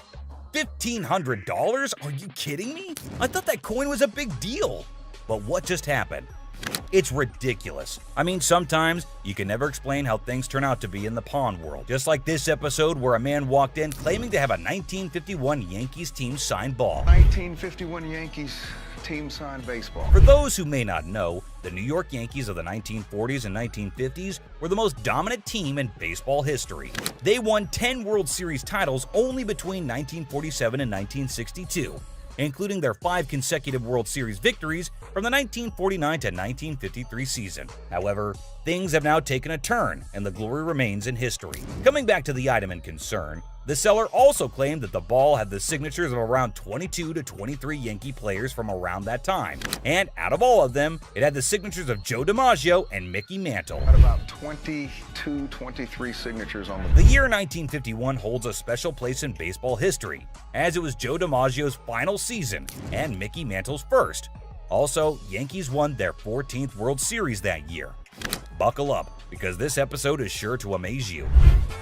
My grandfather went to a game in 1951 with my mother and received The seller said that it was his grandfather who managed to get this iconic baseball. According to him, his grandfather went to a game in 1951 with his mother and received the autographs from a friend of his that was involved with the team. Well, sounds fair enough to me. Baseball doesn't really mean a lot to me. It's got some family heritage, but it's a baseball. I wonder why so many people want to sell something that has an emotional connection with them. But the seller's reason behind selling such an iconic ball seems pretty fair to me. This would be perfect for the company softball game. Chumley, I'm fixing to hit you. Charlie was trying to play the fool, but Benjamin remained unaffected, steadfastly focused on the business at hand. Benjamin saw nothing but the business and got right back into it. I don't trust this guy. I don't trust nobody. Especially when you're trying to sell me. Benjamin, I can feel you totally. It's not like we don't trust anybody, but it's always better to be sure when there's a ton of money involved. No doubt the expert had to be called in. I do believe that this is a genuine 1951 Yankees baseball. Whoa, it looks like there's some good news for the man, and we might see some bills going out of the shop. But wait, don't be sure. You never know when the deal goes south. I think $3,000 is a reasonable amount for the ball. With audacity that leaves me breathless, a staggering demand of $3,000 was quoted for the ball. And it's quite obvious as well. After all the authentication and the proof, anyone would ask for that kind of money. They fired about $800. But wait, what? Benjamin just quoted $800? That's it? No one would sell it for that much, Benjamin. But he was in this business before most of us, and I assume he'd know better. So these were some of the times deals got out of hand on Pawn Stars. So which one of these intrigued you the most? Let us know in the comments down below. And don't forget to subscribe for more such videos. And I'll see you in the next one. Until next time, guys. That's right. No No, I'm not. And you're not going to come in here demanding money from me. How would you? Customers usually go through several stages when they hear that their item's not as valuable as they thought. The first is disbelief, followed by denial, anger, and even assault. In this video, we see a woman who assaults a security guard. Another insults and body shames Ashley, and one almost takes a swing at Les. The thing all these people have in common is that they were shocked at the real value of their item. Yes, ma'am. I was coming to pawn my ring because I have to pay my rent. It was due a couple weeks ago. Oh, okay. Why you keep looking at my ring like that? Is real? I mean, what, you want the studs on my lip or something? Pawning it. I'm not buying it. You're just pawning it. You want to pawn it? Keep control of herself? I don't know. She's lucky. My security staff didn't. There's never a shortage of people who don't know their item is fake. The truth makes this woman explode at Les, but she never stands a chance because Les has backup. Hi. Hi. I'm Ashley. I'm Nana. Nana. Mm-hmm. I called up here and I got an estimated price, and they told me that I could get $400 for these. You called up here and got an estimated price? Yeah. Who did you talk to? Nicole? Nicole. Over the phone? Yes, ma'am. But we don't see them over the phone. She is lying. Where Nikki at? Nikki. Nicole. Well, which is it, Nicole or Nikki? Listen, it's real diamonds. All I know is I need my $400. All right. I'm looking at the diamonds, and I know right off the bat the weight is just not gonna make it. I know I am not gonna be able to help her. I can do 185. No, I'm not. And you're not gonna come in here demanding money from me. Yeah, because that's what I called for. Nikki! What? No, Nikki! She all of a sudden darted away from me, started screaming for Nikki. It was like a bat out of hell. A customer comes in to pawn her jewelry, but she's not ready for what Ashley has to say about it. Excuse me. Nikki! First of all, you're not gonna scream in my store. Well, first of all, you're not gonna walk up on me either. This is Nikki, and they told me that they were gonna give me $400. Oh, so look at and these. now they telling me that I have money and I need it now. Don't you? No, Dad, I need my money right now. I don't know what this chick was talking about. She was very confused, but I know one thing for certain: Nana needed to go. You like that? Well, you disrespected me in my store. Don't you? Okay. Everybody in this door. Okay, have a good day. And kiss me. Keep walking. Bye, Nana. Give me a headache. Nana's smart enough to leave before security throws her out, but she makes sure that she's got the last word. Hi. Hello, how are you? Good, how are you? I'm well. I'm here today. I want to pawn my computer. I'm trying to get my son into a technical high school. I know it's ugly, but it's No, I didn't say it was ugly. How much you looking to get? Like 175. Oh, that's not enough. I really wish you could give me like 150. Have you ever had an impound before? Yeah, I'm a gold card member. Get it for you for the same amount that you've had it in for. What was that? You consider the fact that I've been patronizing this business since '97? I really appreciate you're not giving me what I want. Well, I don't give everybody what they want. 157? You done? No, I'm not done. Okay. Do you want the 100? No, I don't. Okay, then goodbye. This customer walks in with a laptop and a price that just won't cut it.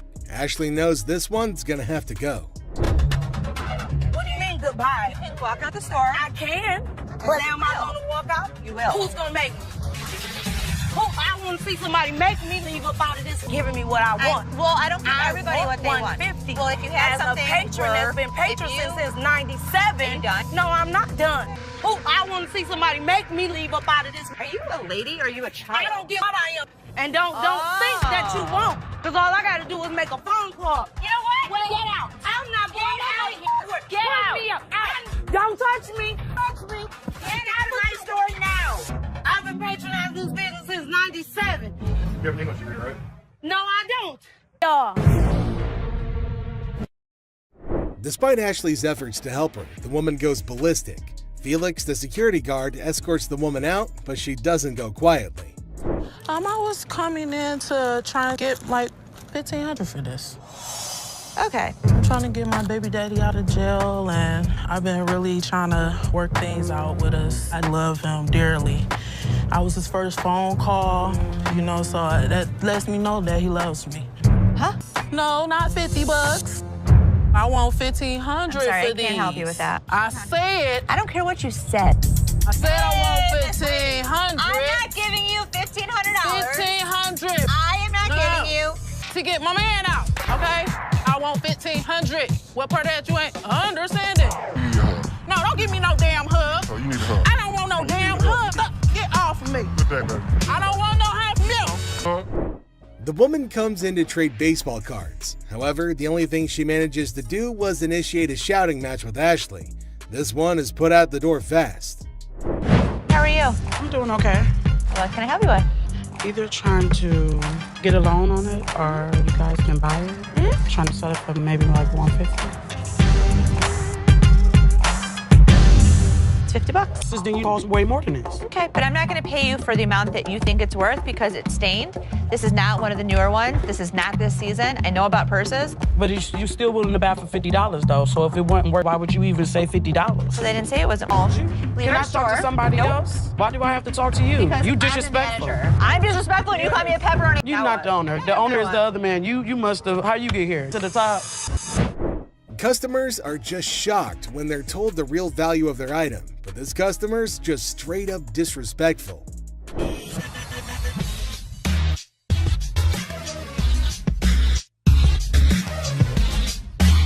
How much you want to spend? I got $70. I've seen them for $70 to $80 at other pawn shops. Yeah? With 2 games. But as long as you'd like. Does it come with a warranty? It comes with an as-is warranty. A PlayStation? I saw them for $100. What you gonna do? I don't know. The PlayStation's really hot stuff at the moment, but the customer who wants one is far from hot. He's mostly just hot-headed. I ain't been shot already. What? Ain't nothing here. You're just another door guy to me. Yeah. Throw it down. Throw it on $70. I ain't. Oh, you don't have it. Have a good day. Have a good day. Hey, what you think? What is all that about? What is all that about? No, this one level beat your ass down here. Go on.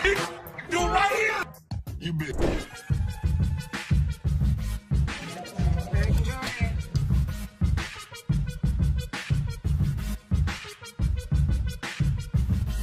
And not real. What?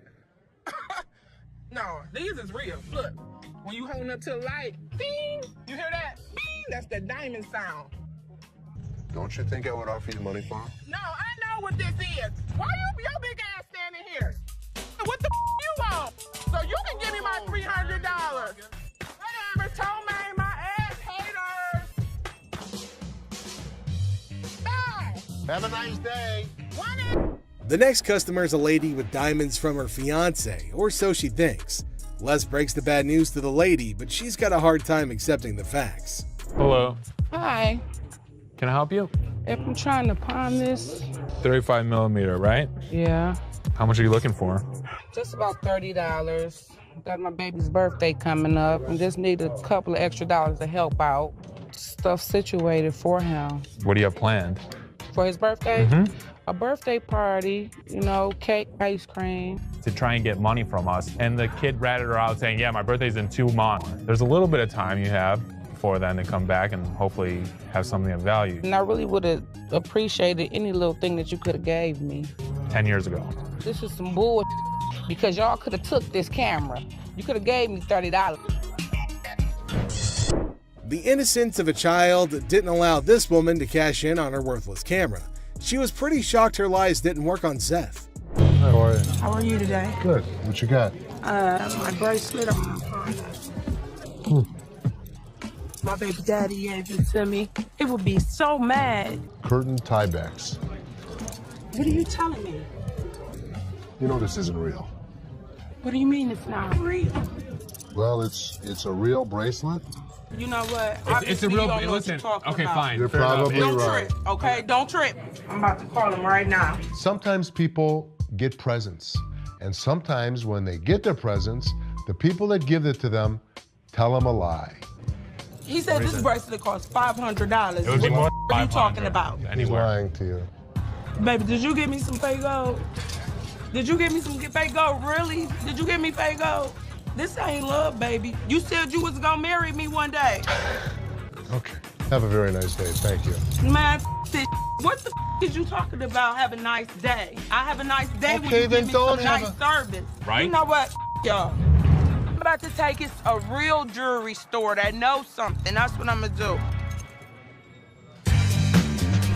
The amount of men who give their women fake jewelry in Detroit is absolutely crazy. This woman is shocked, betrayed, and angry when she learns the real value of her jewelry. Hey, I was wondering, what you could get me on a loan for the PS3. We're on a mission now. Real mission to get my brother out of jail. All of a sudden, the cop just stopped us because one of our lights are off in the back of our brake. On it 300, I got 150, and now I'm here, ended up with his brother trying to sell his video game system on his games and the controller. See what we could do with that. 95 is supposed to get to 100 for you. 100, mama. I can't. 100. I normally would have given $80 on this game unit. I went $15 over, and that wasn't even good enough. But too bad I couldn't help her out because I wanted to help her, but I hope she can find the money. Two customers come into the pawn shop on a noble mission of freedom. However, Ashley lets them down easily, but at least they take it better than most customers in this video. Pawn shop because we, is in need of money. And we're trying to pawn this VCR and this TV. Okay, would you put it on there like that? And you wouldn't. Where's the income? You want to go to that? So what? I was ready for them to have a full-out brawl out there. Get your ass on somewhere. No, get your ass on, hockey ass. I tell all ladies and everything. Can I help you guys? Why are you guys fighting? I kicked what he said. It was offensive. Yeah, what are you looking for TV? Sell it. Actually, yeah, we gonna pawn this. No, the TV didn't get dropped. Money. It works. $20. All right, 20 will work.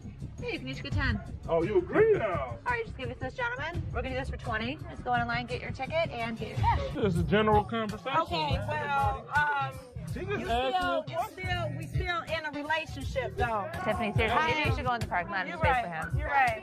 I am going to wait in the parking lot. Fresh one's really pretty. I like this.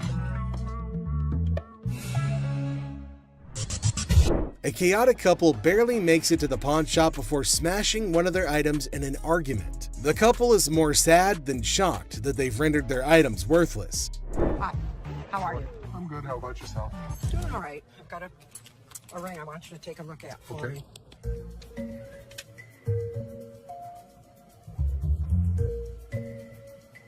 You know what it is? They're diamonds. They're not diamonds. That's cubic zirconium and silver. Okay. I'm not interested. I know what this is. I'm telling you, I can't give you any money for it. I know it has value, and I'm really, really upset right now. So, I've worked for an attorney. I know my rights. Don't touch me. You're an idiot. You're an idiot. Oh yeah, what a gentleman you are. Anybody? Woman, what? Get me out of here. Get away. Get away. 4 times she hit me. Granny, 4 times. Why would I not give her money if it was worth it? I thought you were smiling when she was doing that. This woman can't believe her diamonds are actually not diamonds. If you like seeing angry senior citizens, then this grandma's got you covered like a quilt. So, I'm here to sell my yays and stuff. Okay. Cartier. I paid $5,300. For these? Yeah, I overpaid. Uh-huh. They're fashion designer glasses. Really cool gold diamonds. For those particular frames, there's a huge demand, but not for that price. How much you want for these? The lowest I'll take probably like 40 for it. All right, give me 35. You give me 35? 1,000. What you mean? You making too much money now.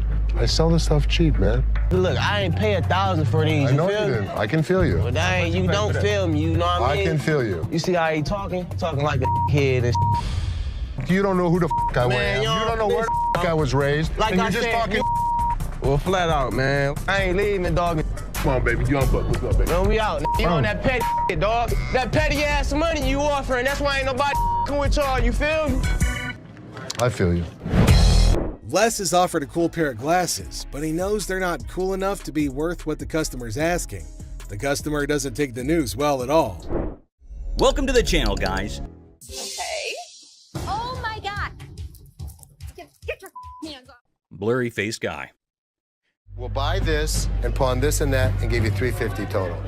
Get set for a crazy moment in this pawn shop. The shopkeeper and a customer are going at it in a big argument, trying to make a deal or who knows what. But wait for it. Out of the blue, 2 dudes in fancy clothes with blurry faces bust in like old school detectives. The shopkeeper's scratching his head, clueless, but here's the kicker. Those blurry-faced guys are undercover detectives on a secret mission. It's like a scene straight out of a comedy movie. The detectives have arrived. I need to tell them what's been happening and show them the evidence. Hold on to your laughter because this is pure comedy chaos. The second those detectives waltz in, the shopkeeper's freaking out like he's been caught selling magical beans or who knows what. These detectives are all business, channeling serious Sherlock vibes after an espresso overdose. They're tearing through the shop like treasure hunters on a caffeine high, checking random stuff and maybe on the hunt for hidden treasures. Meanwhile, the poor shopkeeper's sweating bullets, desperately trying to keep his cool. It's like a real-life comedy suspense show unfolding before your eyes.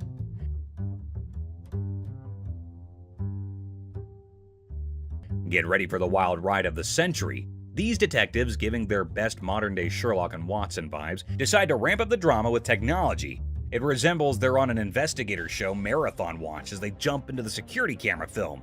As they replay quick forward and focus on each problematic little hiding spot in the shop, envision some strong, thrilling music playing behind the scenes. An investigator story with an innovative turn will keep you as eager and anxious as ever. Do you think he was working with someone else? If he was, it could be anyone. Well, buckle up for the big reveal. The digital detectives uncover the mastermind. And guess who? It's our buddy Joe. Yep, good old Joe is the culprit behind all the missing stuff. These detectives don't waste a second. They slap handcuffs on Joe quicker than you can say guilty as charged. And just like that, the pawn shop transforms from a place of heated arguments to a full-blown crime scene. The shopkeeper, still in shock, watches as Joe gets escorted away by the police, handcuffs and all. The whole situation is so bonkers it can make anyone burst into laughter. It's like a comedy show with mix-ups, detectives with blurry faces, and a surprise twist. You'd be left thinking, did that seriously just happen? It's pure comedy gold, my friend. Comedy gold. A massive fraud. This one will truly astound you, so hold on to your chairs. The largest swindle to ever occur on the show, so far as people are aware, left everyone perplexed and alarmed. Basically, the boys said that someone from the shop had conned them. She pawned 2 of our laptops, and she told us she was gonna give us the money and the laptop. To make a long story short, a woman pawned 2 of their laptops and then informed them that she knew someone who worked at the pawn shop and would give them the money and the laptops. You pawned something. Yes, she has the ticket. When did you pawn it? Today. The males are left with nothing because she has their laptops, the money, and even the ticket to their belongings. You at the back door, so you'd end up with the laptops and the money? Yes. It astonished Ashley and Seth as much as it shocked Les. This girl told you one of my guys would meet you at the back door, so you'd end up with the laptop? Les, or anybody else, was unable to stop it now. Les then thought of a strategy, though. If you can find out which one of my employees, you give me the guy's name, I'll give you the computers. At that point, the youngster had a glimmer of optimism and left, believing that perhaps they could apprehend the employee. Well, let me tell you something. We've been scammed before, and I will not be scammed again. Les then requested that Ashley look up the buyer of each laptop they had that day on their background. Les realized something had clicked when she spent the entire day going through them and finding nothing. You're able to witness it. You'll get the money and the laptops. You go, hell yes, let's do it. Thus, these children were not the victims themselves. Instead, they had been attempting to con them all along. Well, here's the way it works. Nobody gets out of pawn without paying for it, and nothing goes out the back door. This time, they weren't duped either, although the kids did cause Ashley and the others a lot of worry during the day. The bag. Imagine this super funny video with a lady who's basically playing the I'm lost in a bag shop game at a crowded mall. So, there's this awesome comedian pretending to be her, right? She strolls in like she just landed from Mars, completely clueless. Yeah, okay, I went to get my purse back to make my payment. Then, out of the blue, she locks eyes with a black bag, and boom! She's convinced it's her long-lost twin, with a mix of determination and total confusion. That's my purse right there. That one right there, the black one. So I want to know why it's out there. She marches over to the lady in charge, ready to solve the mystery of the twin bags. It's like a comedy treasure hunt in a bag store, and you're in for a hilarious ride. Get ready to laugh your socks off. Here's the money. I want the purse. That bag was never in pawn. Now get this. The shopkeeper, a comedic genius with timing that's spot on, coolly spills the beans. She says, hey, this bag's not yours. But oh no, our lady on a mission won't back down. That's not your purse. How do you know it's not my purse? Because that purse has been out there. Let me see it. With this epic confidence, she declares, no way, this bag and I go way back. They're like childhood buddies. And here's the best part. You want to look at it and make sure it's not mine. She throws down the ultimate challenge. Bet you this bag, if it's not mine, I'll hand it over. But trust me, it's practically family. It's like a comedy duel in a bag shop, and you won't believe how hilarious it gets. Oh my God. Get your hands off. Meet Cam, the scene stealer of the century. Picture this, chaos in the bag shop, and here comes Cam, our superhero security guard. He's like, hold my coffee, and smoothly escorts the determined bag enthusiast off the counter. Nice day. Let's go. Walk yourself out, yo. You. Walk yourself. But wait, she's clinging to her bag like it's a ticket to a comedy show. The laughs hit the roof as Cam keeps his poker face while chaos reigns. This video's a comedy roller coaster. And Cam, the unsung hero, it's a laugh-out-loud male adventure that you don't want to miss. Just hit with that pole, right? Go. Bitch, go where you got to go. I'm gonna kick your ass. You wait. Sign of free cash. In the pawn shop sitcom, the worker dazzles the customer with the prospect of a 30-day cash fiesta. The seller, with a classic "How can I help you?" line, unwittingly opens the door to financial freedom hilarity. It's a tale of interest-free loans, dollar storage fees, and a comedy of errors that promises 30 days of pawn shop shenanigans. But that's not what the y'all saying and saying. Misreading it. No, you're misreading it. The customer attempts a 30-day free cash caper, armed with a misinterpreted sign. The seller, caught in the crossfire, insists it's an interest-free loan bonanza, not a free cash party. Cue the comedic chaos as the customer points fingers, and the pawn shop sign becomes the unintentional star of a sitcom episode gone haywire. It says it right here. Free cash. The customer demands free cash like a rock star on tour. The seller, armed with the reality of interest-free loans, faces a barrage of demands. The customer, teetering on the edge of pawn pandemonium, enlists a surprise ally, a sassy woman who jumps in the scene like a comedy superhero. Cue the applause for this unexpected twist in the cash crusade, where the customer and seller engage in a hilariously awkward brawl. Amidst a flurry of ass cracks and elbows, the spectacle unfolds, leaving the bystanders in stitches. The door slams and the customer vows a dramatic return with an unforgettable "I'll be back" exit line. Antique computers. Got some equipment here. Yeah. We need some money. We're going to out west. In the pawn shop time machine, two hunters strut in with ancient computer relics. The seller, bewildered by their outdated tech, questions if they're stuck in the 80s. The hunters, claiming they've wiped out all of Michigan's deer, aim for a whopping $900. So how much are you looking for? About $900. The price tag triggers more shock than a retro computer's boot-up sound. What I can offer you is zero. Zero. Comedy sequel, the hunters scoff at the initial offer of $0 for their ancient artifacts. The hunters, expecting treasure, get a lesson in antique appraisal, leaving the shop echoing with laughter and $0 dreams. Wonderful. Thank you so much. You too. In the aftermath of the failed computer barter, the hunters drop to an $800 offer, met with a swift and resounding $0 from the pawn shop. ZZ Top, mistaken for Detroit's antique appraisers, exits empty-handed. The seller consoles himself with a printer sacrifice to the dumpster gods. I thought it was you, man. Oh, that's good. Ending the scene with a comedic crash and a touch of musical confusion.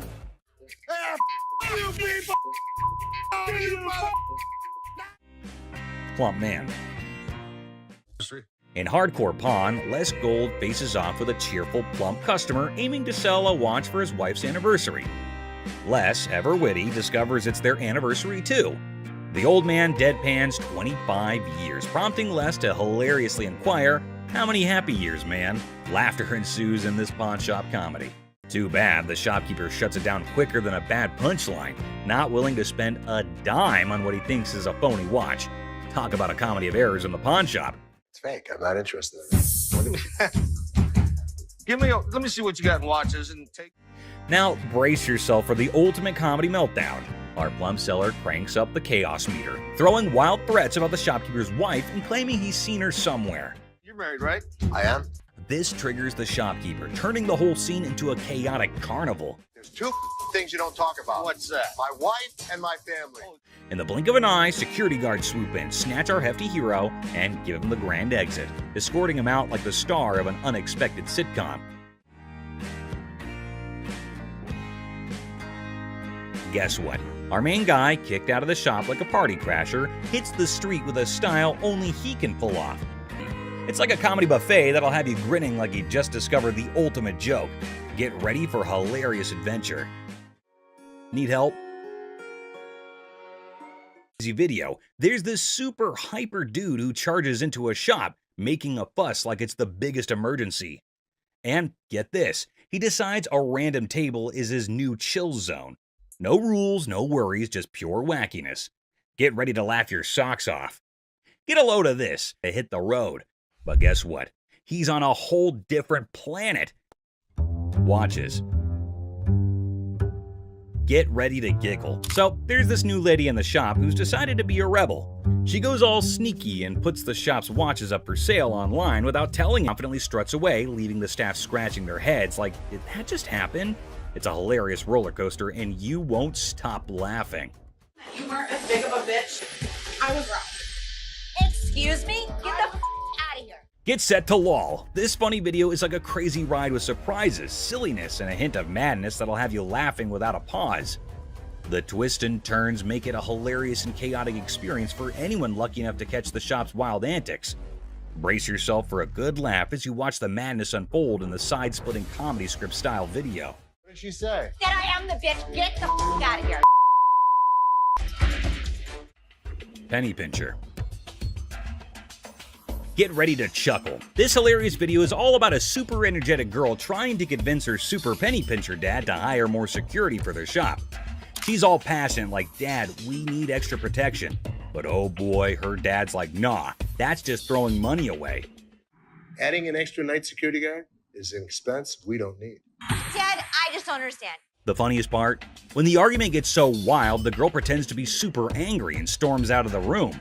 It's silly, it's amusing, and you'll be laughing your socks off at their crazy fight.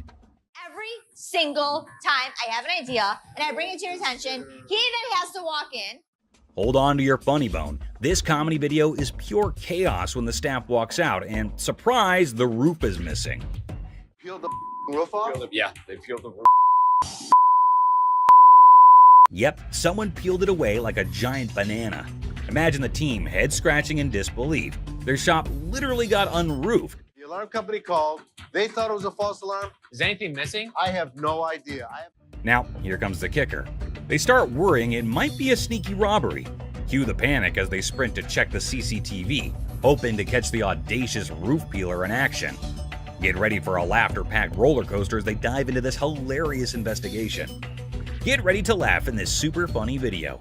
They got two guys. So they get through the internet room, jump in. The staff at a quirky shop freaks out when they find out someone peeled off the roof for a supposed robbery. Total chaos, right? So they go all detective and check the CCTV footage. But wait for it. Turns out, not one, not two, but three guys break in. And here's the kicker. Looks like they grabbed the coat right there and then out. So these guys could have been part of a three-man team. One of them ends up hiding inside the fridge. It's like a comedy show gone wild, leaving the staff scratching their heads and everyone else in stitches. You won't believe the crazy twist in this comical caper. We got broken into last night. Took it for a coat and ran out. I told you that security should have been here at night. Stolen microphone. The seller, baffled, asks when they were taken off the rack.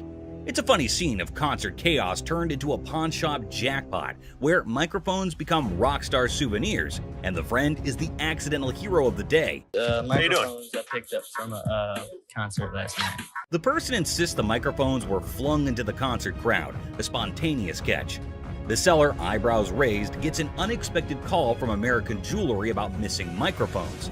It's a classic mix-up where concert souvenirs turn into an unintentional pawn shop investigation, leaving everyone wondering how the microphones took an unexpected detour. I'm from American Jewelry. I have a gentleman down here. A mad girlfriend. Welcome to the whirlwind of pawn shop hilarity. Our unsuspecting star walks in aiming for a ring appraisal and potential pawn deal. Little did they know, they were about to join the ranks of pawn shop legends in a tale of marital madness, ring-napping sore, plunging the spouse into an emotional roller coaster over the disappearance of their precious bling. The tension is so palpable, you could carve it with a jeweler's precision. But hold on, our hero clarifies, "I'm here for an appraisal, not to pawn." Q gasps in the realization that pawn shop language got lost in translation. You wanted an appraisal on this ring. Plot twist, the ring allegedly transformed into bike parts? Is this a pawn shop or a two-wheeled saga? Accusations fly faster than a speeding bike, plunging us into a marital showdown. "Why'd you take my ring?" echoes through the pawn shop halls. Why'd you take my ring? Well, I wanted to see how much it was worth. Our hero is left flabbergasted, caught in the crossfire of accusations and domestic mayhem. "I just wanted to know its worth," they exclaim, trying to defuse the explosive situation. But alas, emotions rage on. Yesterday you said you needed bike parts and didn't have the damn money.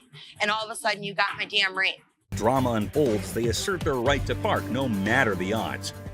Suddenly, I'm patiently telling you, dude, park your spots out. Meanwhile, our hero, undeterred, asserts, "I'm not going nowhere," as if the van gods themselves had bestowed upon them a divine parking mission. In a shocking turn of events, our hero literally stops, drops, and rolls on the store carpet, leaving everyone perplexed. The guy in the refrigerator. In this episode of Hardcore Pawn, we are taken to the time when a crazy man entered the shop, and when no one was looking, he took refuge in the refrigerator for reasons unknown. Thankfully, this man had spotted the crazy man and went to Ashley and others to let them know. At first, no one would believe him, but by the looks, he looked quite genuine, so they followed him up to the spot where the fridge was. Still hardly believing the man, they went to open the fridge, and boom! The man was curled up inside, about to make the refrigerator its new cozy little home. I don't know what y'all doing over here. There's some mother in the refrigerator. What? The whole situation was so absurd that not a single person in the whole shop could believe that there was a whole person hiding inside there. Good thing that they have security in the shop, so the man got what he deserved. What the are you doing? Fake earrings. Two sassy black queens strut into the pawn shop, flaunting earrings worth $350. The seller, bewildered, questions their cash craving. They snap back. How you doing? Good. I'm here to pawn these earrings. Okay. Honey, our financial drama is an Oscar-winning secret. The seller innocently inquires about the swearing, prompting the girl to unleash a verbal firework. Trying to get $350 for them. Why do you need the money? It's none of your business why I need the money. As he fumbles to record the chaos, he realizes these queens can turn from pawn shop patrons to drama divas faster than his slowest sale. Talk about a speedy emotional roller coaster. Why are you swearing at me? Because you asking me why I'm coming in here to handle my business. In the midst of the jewelry saga, it's a linguistic roller coaster. The seller's ears are bombarded with jewelry, "Loan me my money," and a kid-beating crisis. What does my sign say? Jewelry and loan. This jewelry, loan me my money. I got to feed my kid. The drama unfolds faster than a soap opera, leaving him nervously counting non-existent diamonds. Talk about a pawn shop sitcom. Man, you getting on my nerves, dog. How'd you get You this? ain't even looked at my Do you know that these aren't real? In the sizzling pawn shop showdown, the women insist their earrings are as real as their sass. The seller, sweating in the Lacote, tries to diplomatically handle the diva duo. It's a battle of bling, attitude, and a heat wave, all under the watchful eye of leather-clad thermometers. Comedy gold. How the you gonna tell me just by looking at my that they not real? They're not real. As the Queen of Sass declares her exit, she throws shade like confetti. Insults rain down, targeting the seller's wrinkled-up hair and questionable fashion choices. With a parting shot about a jury and long bow ass, she exits, leaving the pawn shop in stitches and the seller questioning his life choices. I ain't leaving this till you give me my money. I need my mother hair did. Coloring book. Ashley enters confidently, challenging authority. Seth tries to manage the chaos. Tension rises as they clash, leaving everyone puzzled. Don't come in here thinking that you know everything in your like. I didn't know you anything. should go off and like run back to Hawaii where you bought that shirt. Unearthed gems, a JFK coloring book from '62, and a Frank Zappa one from '82. Mom's surprise drawer is found. Now, the shop's in for a laugh, unraveling the tale behind these quirky relics. Hello. Hello. I have a John F. Kennedy coloring book from 1962 and a Laugh out loud scene as the seller confesses to buying a Frank Zappa coloring book at 25, never cracking it open. Now, with 3 daughters in college, it's a hilarious quest for cash. The quirky relics become the center stage for a funny exchange in the pawn shop. So why do you want to get rid of it since you loved him so much? well, I have 3 daughters in college and I need money. The negotiation dance continues as the seller justifies prices, leaving room for haggling. Tension rises comically as the buyer feels snapped at. The shopkeeper offers a research break, declaring, "I'm not in a hurry," in this pawn shop sitcom starring quirky characters. Okay, do you want to give me some time to do a little research on this, or? All the time you need. I'm not in a hurry. The plot thickens as Ashley discovers the price coloring book online for $8.75, triggering a hilarious spat. I didn't say any of that Can you read that? $8.75. So make me an offer. 0. She hilariously expresses her dismay, accusing the customer of rushing and shoving a phone in her face. I'm looking at the one that he wanted $50 on, and I pull it off, and it says $8.75. The bickering ensues, with both claiming they're not married, adding an amusing layer to the pawn shop sitcom. I have to take him out this way. That's how much he pissed me off. In the ongoing pawn shop drama, Ashley delivers a sassy retort to the customer, suggesting he adds value nowhere and jokes about returning to Hawaii. The banter continues as another worker calls out Ashley for being rude. I think you're disgusting and rude. I didn't say any of that Can you read that? $8.75. Leading to a comical exchange where Ashley dismisses them to focus on yourself. The workplace comedy unfolds with quirky characters and witty comebacks. Well, you don't add value to the organization. I have one. Well, thank you so much. But the next time you sign my paycheck, you can tell me how to work. Parking lot. Cue the workplace alarm. The notorious parking lot gambler is back, and the office crew is on high alert. With a battle cry of "Let's go get him," they embark on a mission to catch the elusive man of many lands, or as they dub him, that lady Pakistan. Office drama just hit the jackpot. What gambling again in the parking lot? Meet Robert Robertson, the maestro of sports memorabilia, introducing himself to Dennis in a pawn shop saga. The plot thickens as he unveils a treasure trove of Detroit Lions autographs salvaged from his sister's basement flood. Forget superheroes, this guy's heroics involve rescuing signatures during a Union picket line water ballot. All right. Here's Robert. Robert, Nice to I'm meet Dennis. you. Nice to Nice meet to you. meet you, Dennis. Yeah, I got an item here. You might be interested in. In the wild world of pawn shops, Dennis is hit with a first, an NFL labor strike poster. As Robert pitches his Union picket line relic, Dennis, caught between fandom and frugality, contemplates the value. It's a negotiation dance where even the poster's wrinkles have a say, and Dennis dreams of a dad who'd splurge on a heartbeat. What, Steve Bacchus? This is the first time a guy actually brought in an NFL labor strike poster. Dennis and Seth, the dynamic pawn shop duo, are advised to step up their deal-closing game. In the battle of signatures, Robert's pitch clashes with Dennis's detective skills. It's a showdown of history versus water stains, where even a tear is more drama than a soap opera. Selling history hard, selling water-stained history a comedic challenge. One just like this mint, though, and he got $950 for it. Right, So if that was mint, why would you want $1,000 for this? In this hilarious haggling carnival, the pawn shop pros are on their knees, throwing cash offers at Robert for the water-stained NFL labor strike poster. It's a dollar dance-off with Dennis and Seth, and they're juggling 20s like it's a comedy club. In the end, it's 520s that win the bid, leaving Robert with a pocket full of paper and the pawn shop crew high-fiving over their historic steal. $75? No way. Offering you just $100 cash money right now would make it. Gold earrings. In the golden world of earrings, Ashley and the customer embark on a carrot quest. The earrings sparkle, but the price tag dims the shine. The customer eyeing the digits suggests a hilarious plot twist, an exchange proposal that could turn this jewelry journey into a comedic barter ballet. I was looking for some gold earrings. You are in the right department. In the dazzling dance of earrings and dollar signs, the customer flips the script with an exchange proposal. Ashley, the jewelry juggler, contemplates the weight of the situation, hoping those earrings don't tip the scales against her. It's a hilarious jewelry version of Let's Make a Deal, where carrots and comedy collide. Well, what we can do is I can take those and apply money towards these. In the comedy club of carrots, Ashley drops the punchline, a whopping $500 for the desired earrings. The customer, expecting an exchange extravaganza, faces the reality check. Okay, so what I can do for you today, I can apply $40 towards these. I paid $500 for those. What do you mean? You can't do an exchange? Ashley, the weight wizard, spills the carrot beans, revealing that these earrings are more featherweight than a dieting hummingbird. It's a priceless jewelry negotiation that has the audience and the scales in stitches. Okay, I can't give you $500. Why you can't? Because it's not worth. In this comedy climax, the customer unleashes carrot chaos, insisting her earrings are weightlifting champions. The tension escalates as she dubs Ashley Boo, but a touch sets off a mini drama. I know how much touch these cars, boo-boo. Because he screamed. That's gonna get you more money, boo-boo.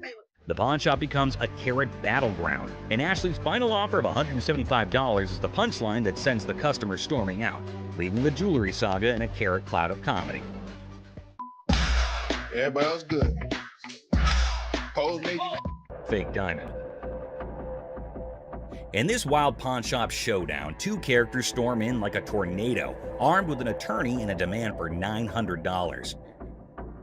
The seller, caught off guard, awkwardly requests a card while the attorney seems more like a background dancer in a chaotic legal dance. It's a scene where negotiations are more like a comedy sketch, leaving everyone wondering if they stumbled into a legal circus. I got my lawyer with me. This is wrong. Show me your card. I don't have a card with me. It's my attorney. Customer unveils a questionable earring, claiming it turned his ear into a rainbow. The seller, armed with skepticism and a keen eye, dissects the earring, declaring it a fake diamond disaster. What do you want to do today? You want me Can to I get figure my money out? back? You want me to figure out why your ear's turning a different color? Is that a real diamond? Enter the legal cavalry. The customer brandishes a lawyer in the name of mismatched receipts and the ear that turned technicolor. It's a jewelry malfunction turned legal circus, and the pawn shop is now the stage for hilarious gemstone saga.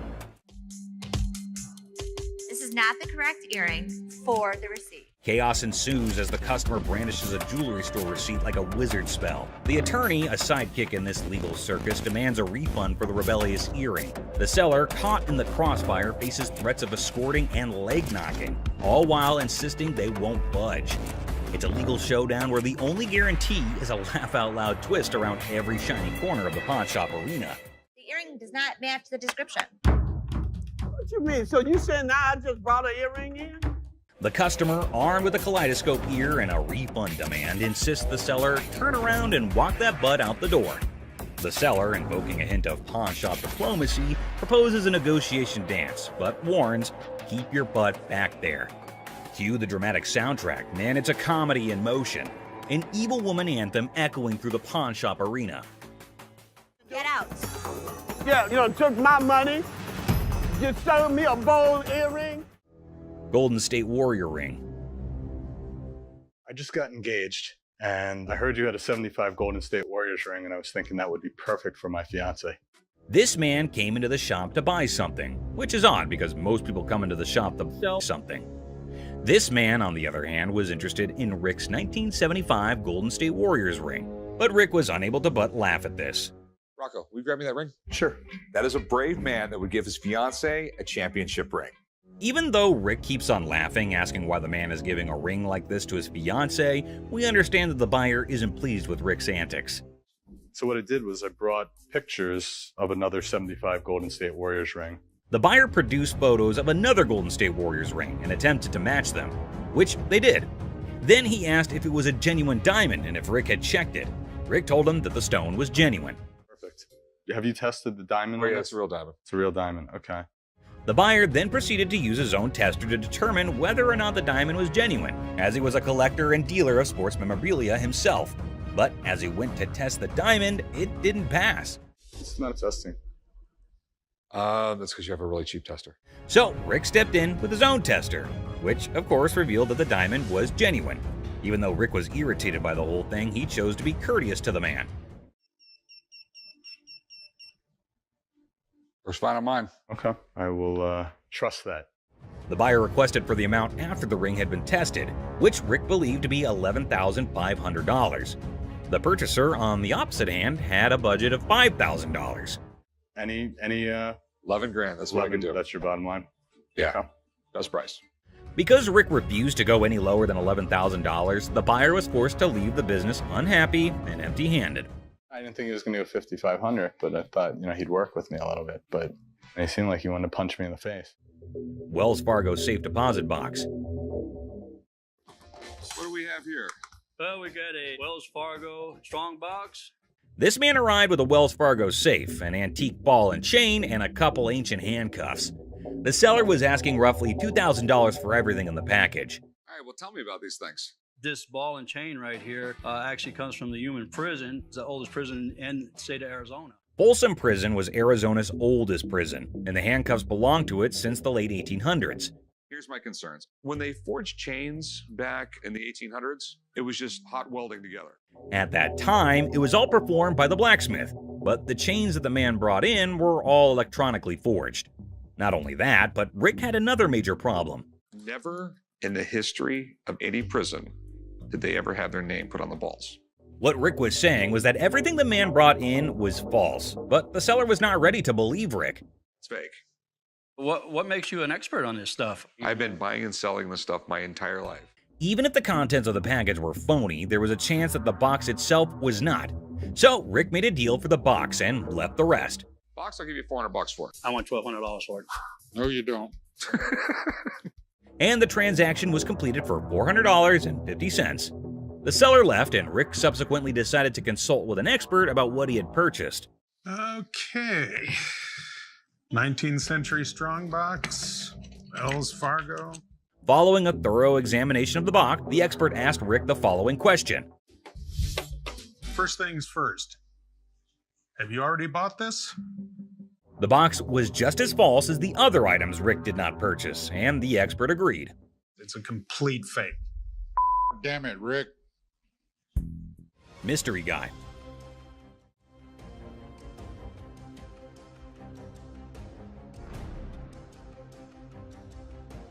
Right there. Here they come again. Hang on to your hats, folks, because we're diving into one wild tale.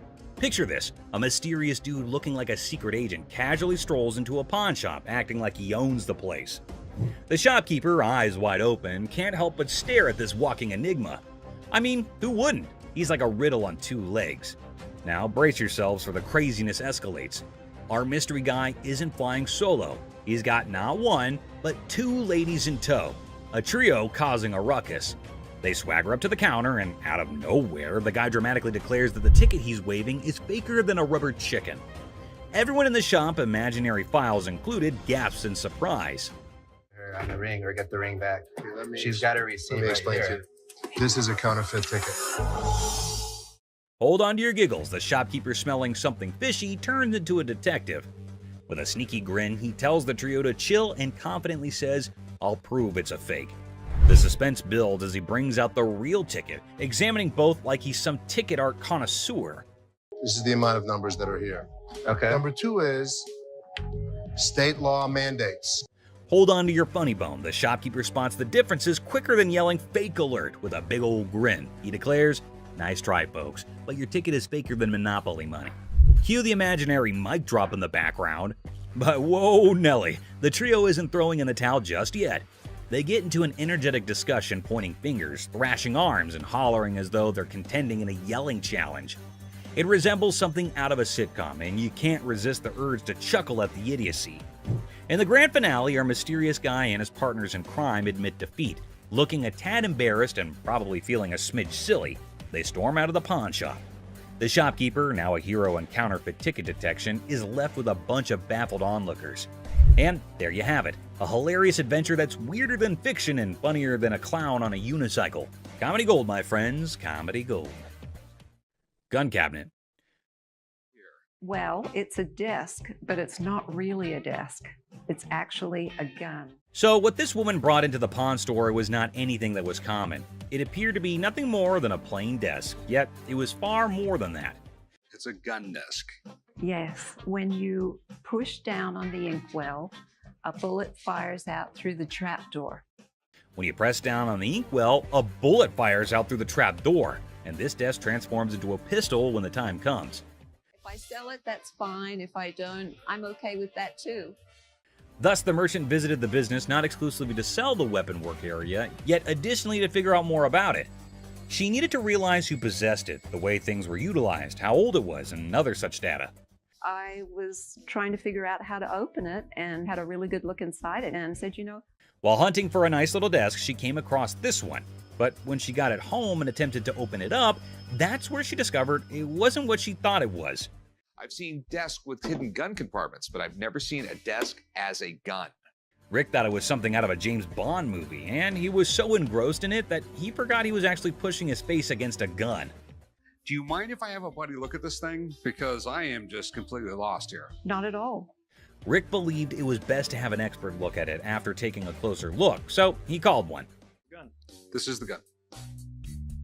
What? The master had never seen anything like it and had no clue about what it was utilized for. Yet, in lieu of what he saw, the master reasoned that it was made somewhere in the range of 1890 and 1910, which was an issue. Even though he couldn't guarantee it, the Pawn Stars may buy it in a gray area. Bring it to a gunsmith and have him professionally deactivate the mechanism. Then it can be legal to buy and sell. The only way to buy and sell it legally is to take it to a gunsmith and have him deactivate the mechanism. Only then can it be simply and legally acquired and sold. I wish I could help you out more. It's just one of those things. Thanks for bringing it in. Oh, you're welcome. Orange Bowl ring. I decided to come to the pawn shop today to sell my Penn State Orange Bowl ring from 1973. This individual then brought in an Orange Bowl ring from Penn State in 1973.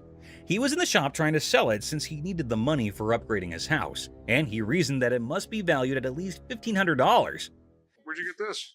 You know, I went to Penn State and guy down the hall played on the team, and he needed some money, and I bought it back then. The seller claimed that one of the team members needed some cash and that the only thing he had was that ring. Thus, the man paid him the necessary funds and purchased this ring. You know, it was Jeff Clark. He didn't play too much, but he was an outside linebacker for the team. This particular ring belonged to a linebacker named Jeff Park, who was a member of the squad even though he didn't play much. What are you looking to get out of it? I'd like to get $1,500. Okay. Just as he previously stated, the man wanted $1,500, but Rick needed to examine the situation more carefully before making any moves to get the ring. It was then that he discovered that the ring had a problem. The price is reasonable, but it's illegal for me to buy or sell anything when any identifying mark has been removed on an item. The ring was cool, but it was also reasonably priced considering that the engraving makes it completely identifiable. It was no longer lawful for Rick to purchase or sell this ring after the engravings were taken out. I'd be more than happy to buy it off you for $1,500. Problem is, It's like buying a car without a VIN number. The seller was a little confused as to how the removal of a few inscriptions might make the ring illegal to purchase or sell. As a result, Rick and Corey had to thoroughly explain everything to him and let him know that despite their best efforts, they're unable to handle it. All right, dude. Okay. Sorry, I couldn't do nothing with it. Okay. I know 1,001 people I could have sold this ring to and made A fake bill. I have some political memorabilia, the Secret Service ID for J. Howard McGrath, Attorney General of the United States. This individual entered the pawn shop with a $10 bill that had several signatures on it, a White House pass, and several Secret Service IDs. He estimated 1,000 figures for each of these items, but before beginning to negotiate, Rick needed to learn more about them. He was the chairman of the Democratic National Committee when Truman ran for president. Rick was prepared to strike a deal after briefly discussing J. Howard McGrath, the Attorney General of the United States, and how influential he was in Washington politics. But there was a small issue. You got some neat stuff here, and these three things right here, I really want to get checked out. Rick checked everything and concluded that not just the dollar that the man had brought in was counterfeit. Rick had to see the expert to find out if he could purchase the other items since he had a hunch that doing so might be illegal. You don't want. A counterfeit bill is not legal to own. The expert said that the White House pass and the Secret Service ID were authentic and acceptable to purchase, but the fake banknote was a different thing. Thanks for coming in, Mark. Not a problem. You're the best. Appreciate it. Alrighty. Now that the expert had left, Rick was prepared to strike a deal. Aside from the fake bill, he asked the vendor what else he wanted. Yeah, I'll give you $500. Got a deal. All right. You want to write them up? Yeah, sure. The vendor left the store with the cash and the unauthorized bill after the trade was completed for $500. Hopefully he gave the Secret Service the counterfeit bill. Harley Davidson. You got any paperwork I can see on it, or? Yeah, I got the title, but can we negotiate first or something? I mean... Now, Corey's a seasoned pawnbroker, and his spidey senses tingled the moment the seller mentioned paperwork later. It wasn't the gleaming Harley Davidson that raised an eyebrow. It was the seller's insistence on negotiation first, documents on hold. See, Corey's dealt with his fair share of shady characters, and a bike like this beauty attracts all sorts. So with a polite but firm smile, Corey politely pushed back. Paperwork, he said, before we talk about the price. Standard procedure. You got any paperwork I can see on it, or? Yeah, I got the title, but can we negotiate first? The seller's eyes flickered ever so slightly, and that was all Corey needed. Something wasn't kosher here. Now, Corey isn't just sharp, he's thorough. Those papers, discrepancies galore. Dates that didn't line up, VIN numbers singing a different tune. So Corey did what any responsible pawnbroker would do. He plugged those details into the good old computer system, What he found sent chills down his spine. Corey knew right then this wasn't just a sale. It was a potential police sting waiting to happen.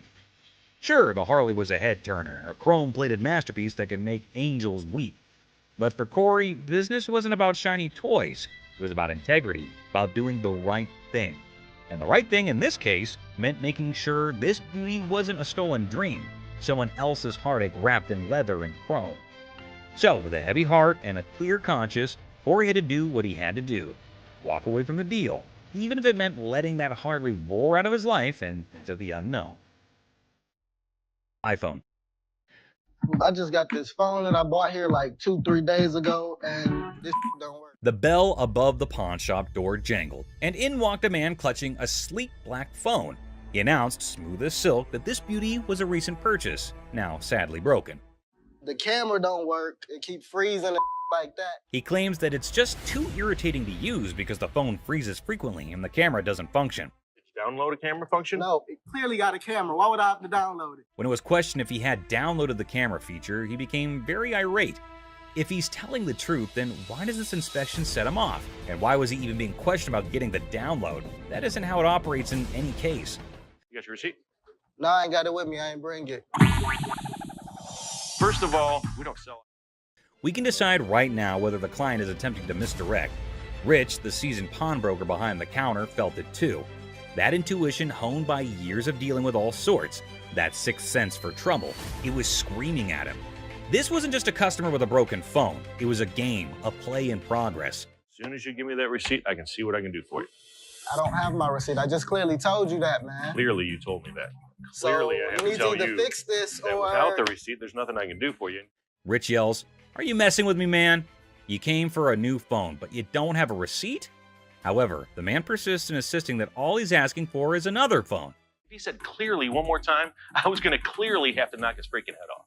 We're all aware that Rich needs the receipt. You, my man, are not. Who sold the phone to you in the first place? Somebody.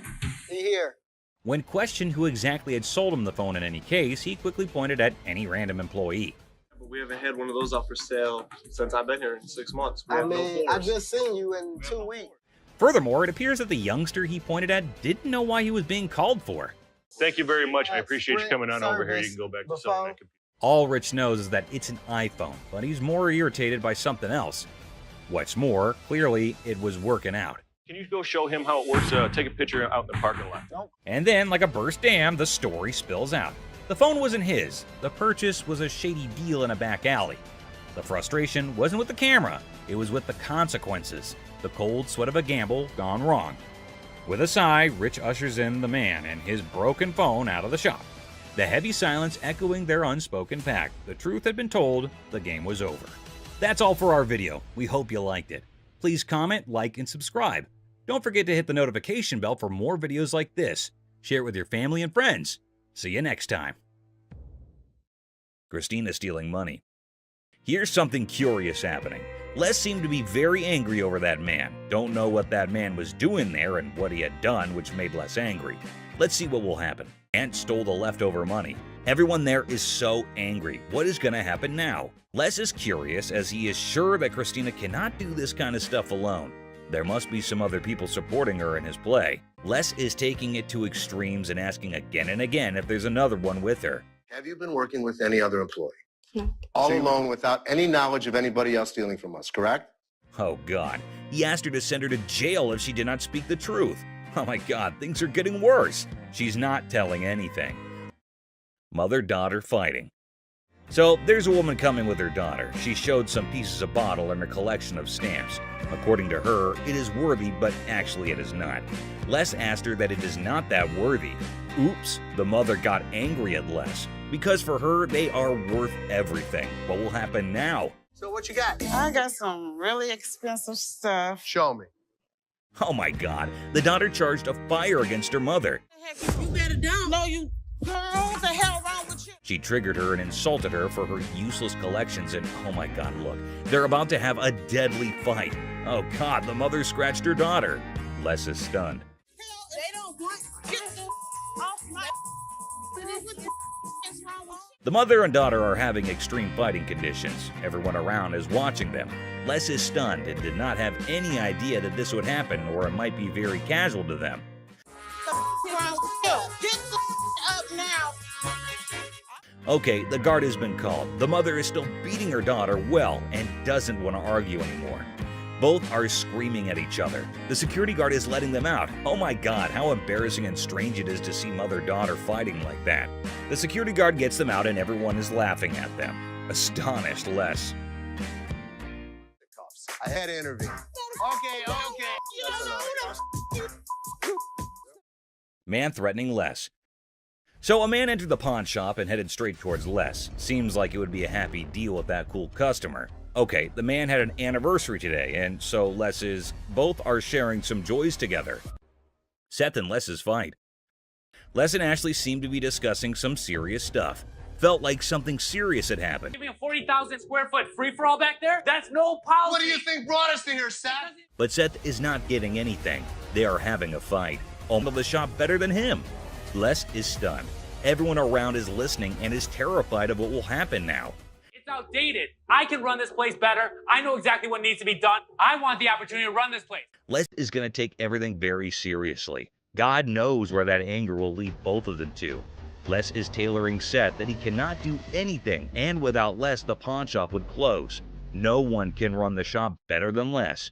But things are not getting cool. Seth yelled after Les and got out of the cabin. Ashley, listening to all this, is making fun. God, it is not that serious. Well, Les in his anger was constantly getting furious over that debate. Man got beaten by Les. Well, people, there came a black young boy towards Ashley's counter. Ashley asked him, "Greetings. So, is he here to sell something?" So you want to just pawn it, right? Because you want to be able to get it back? Yeah.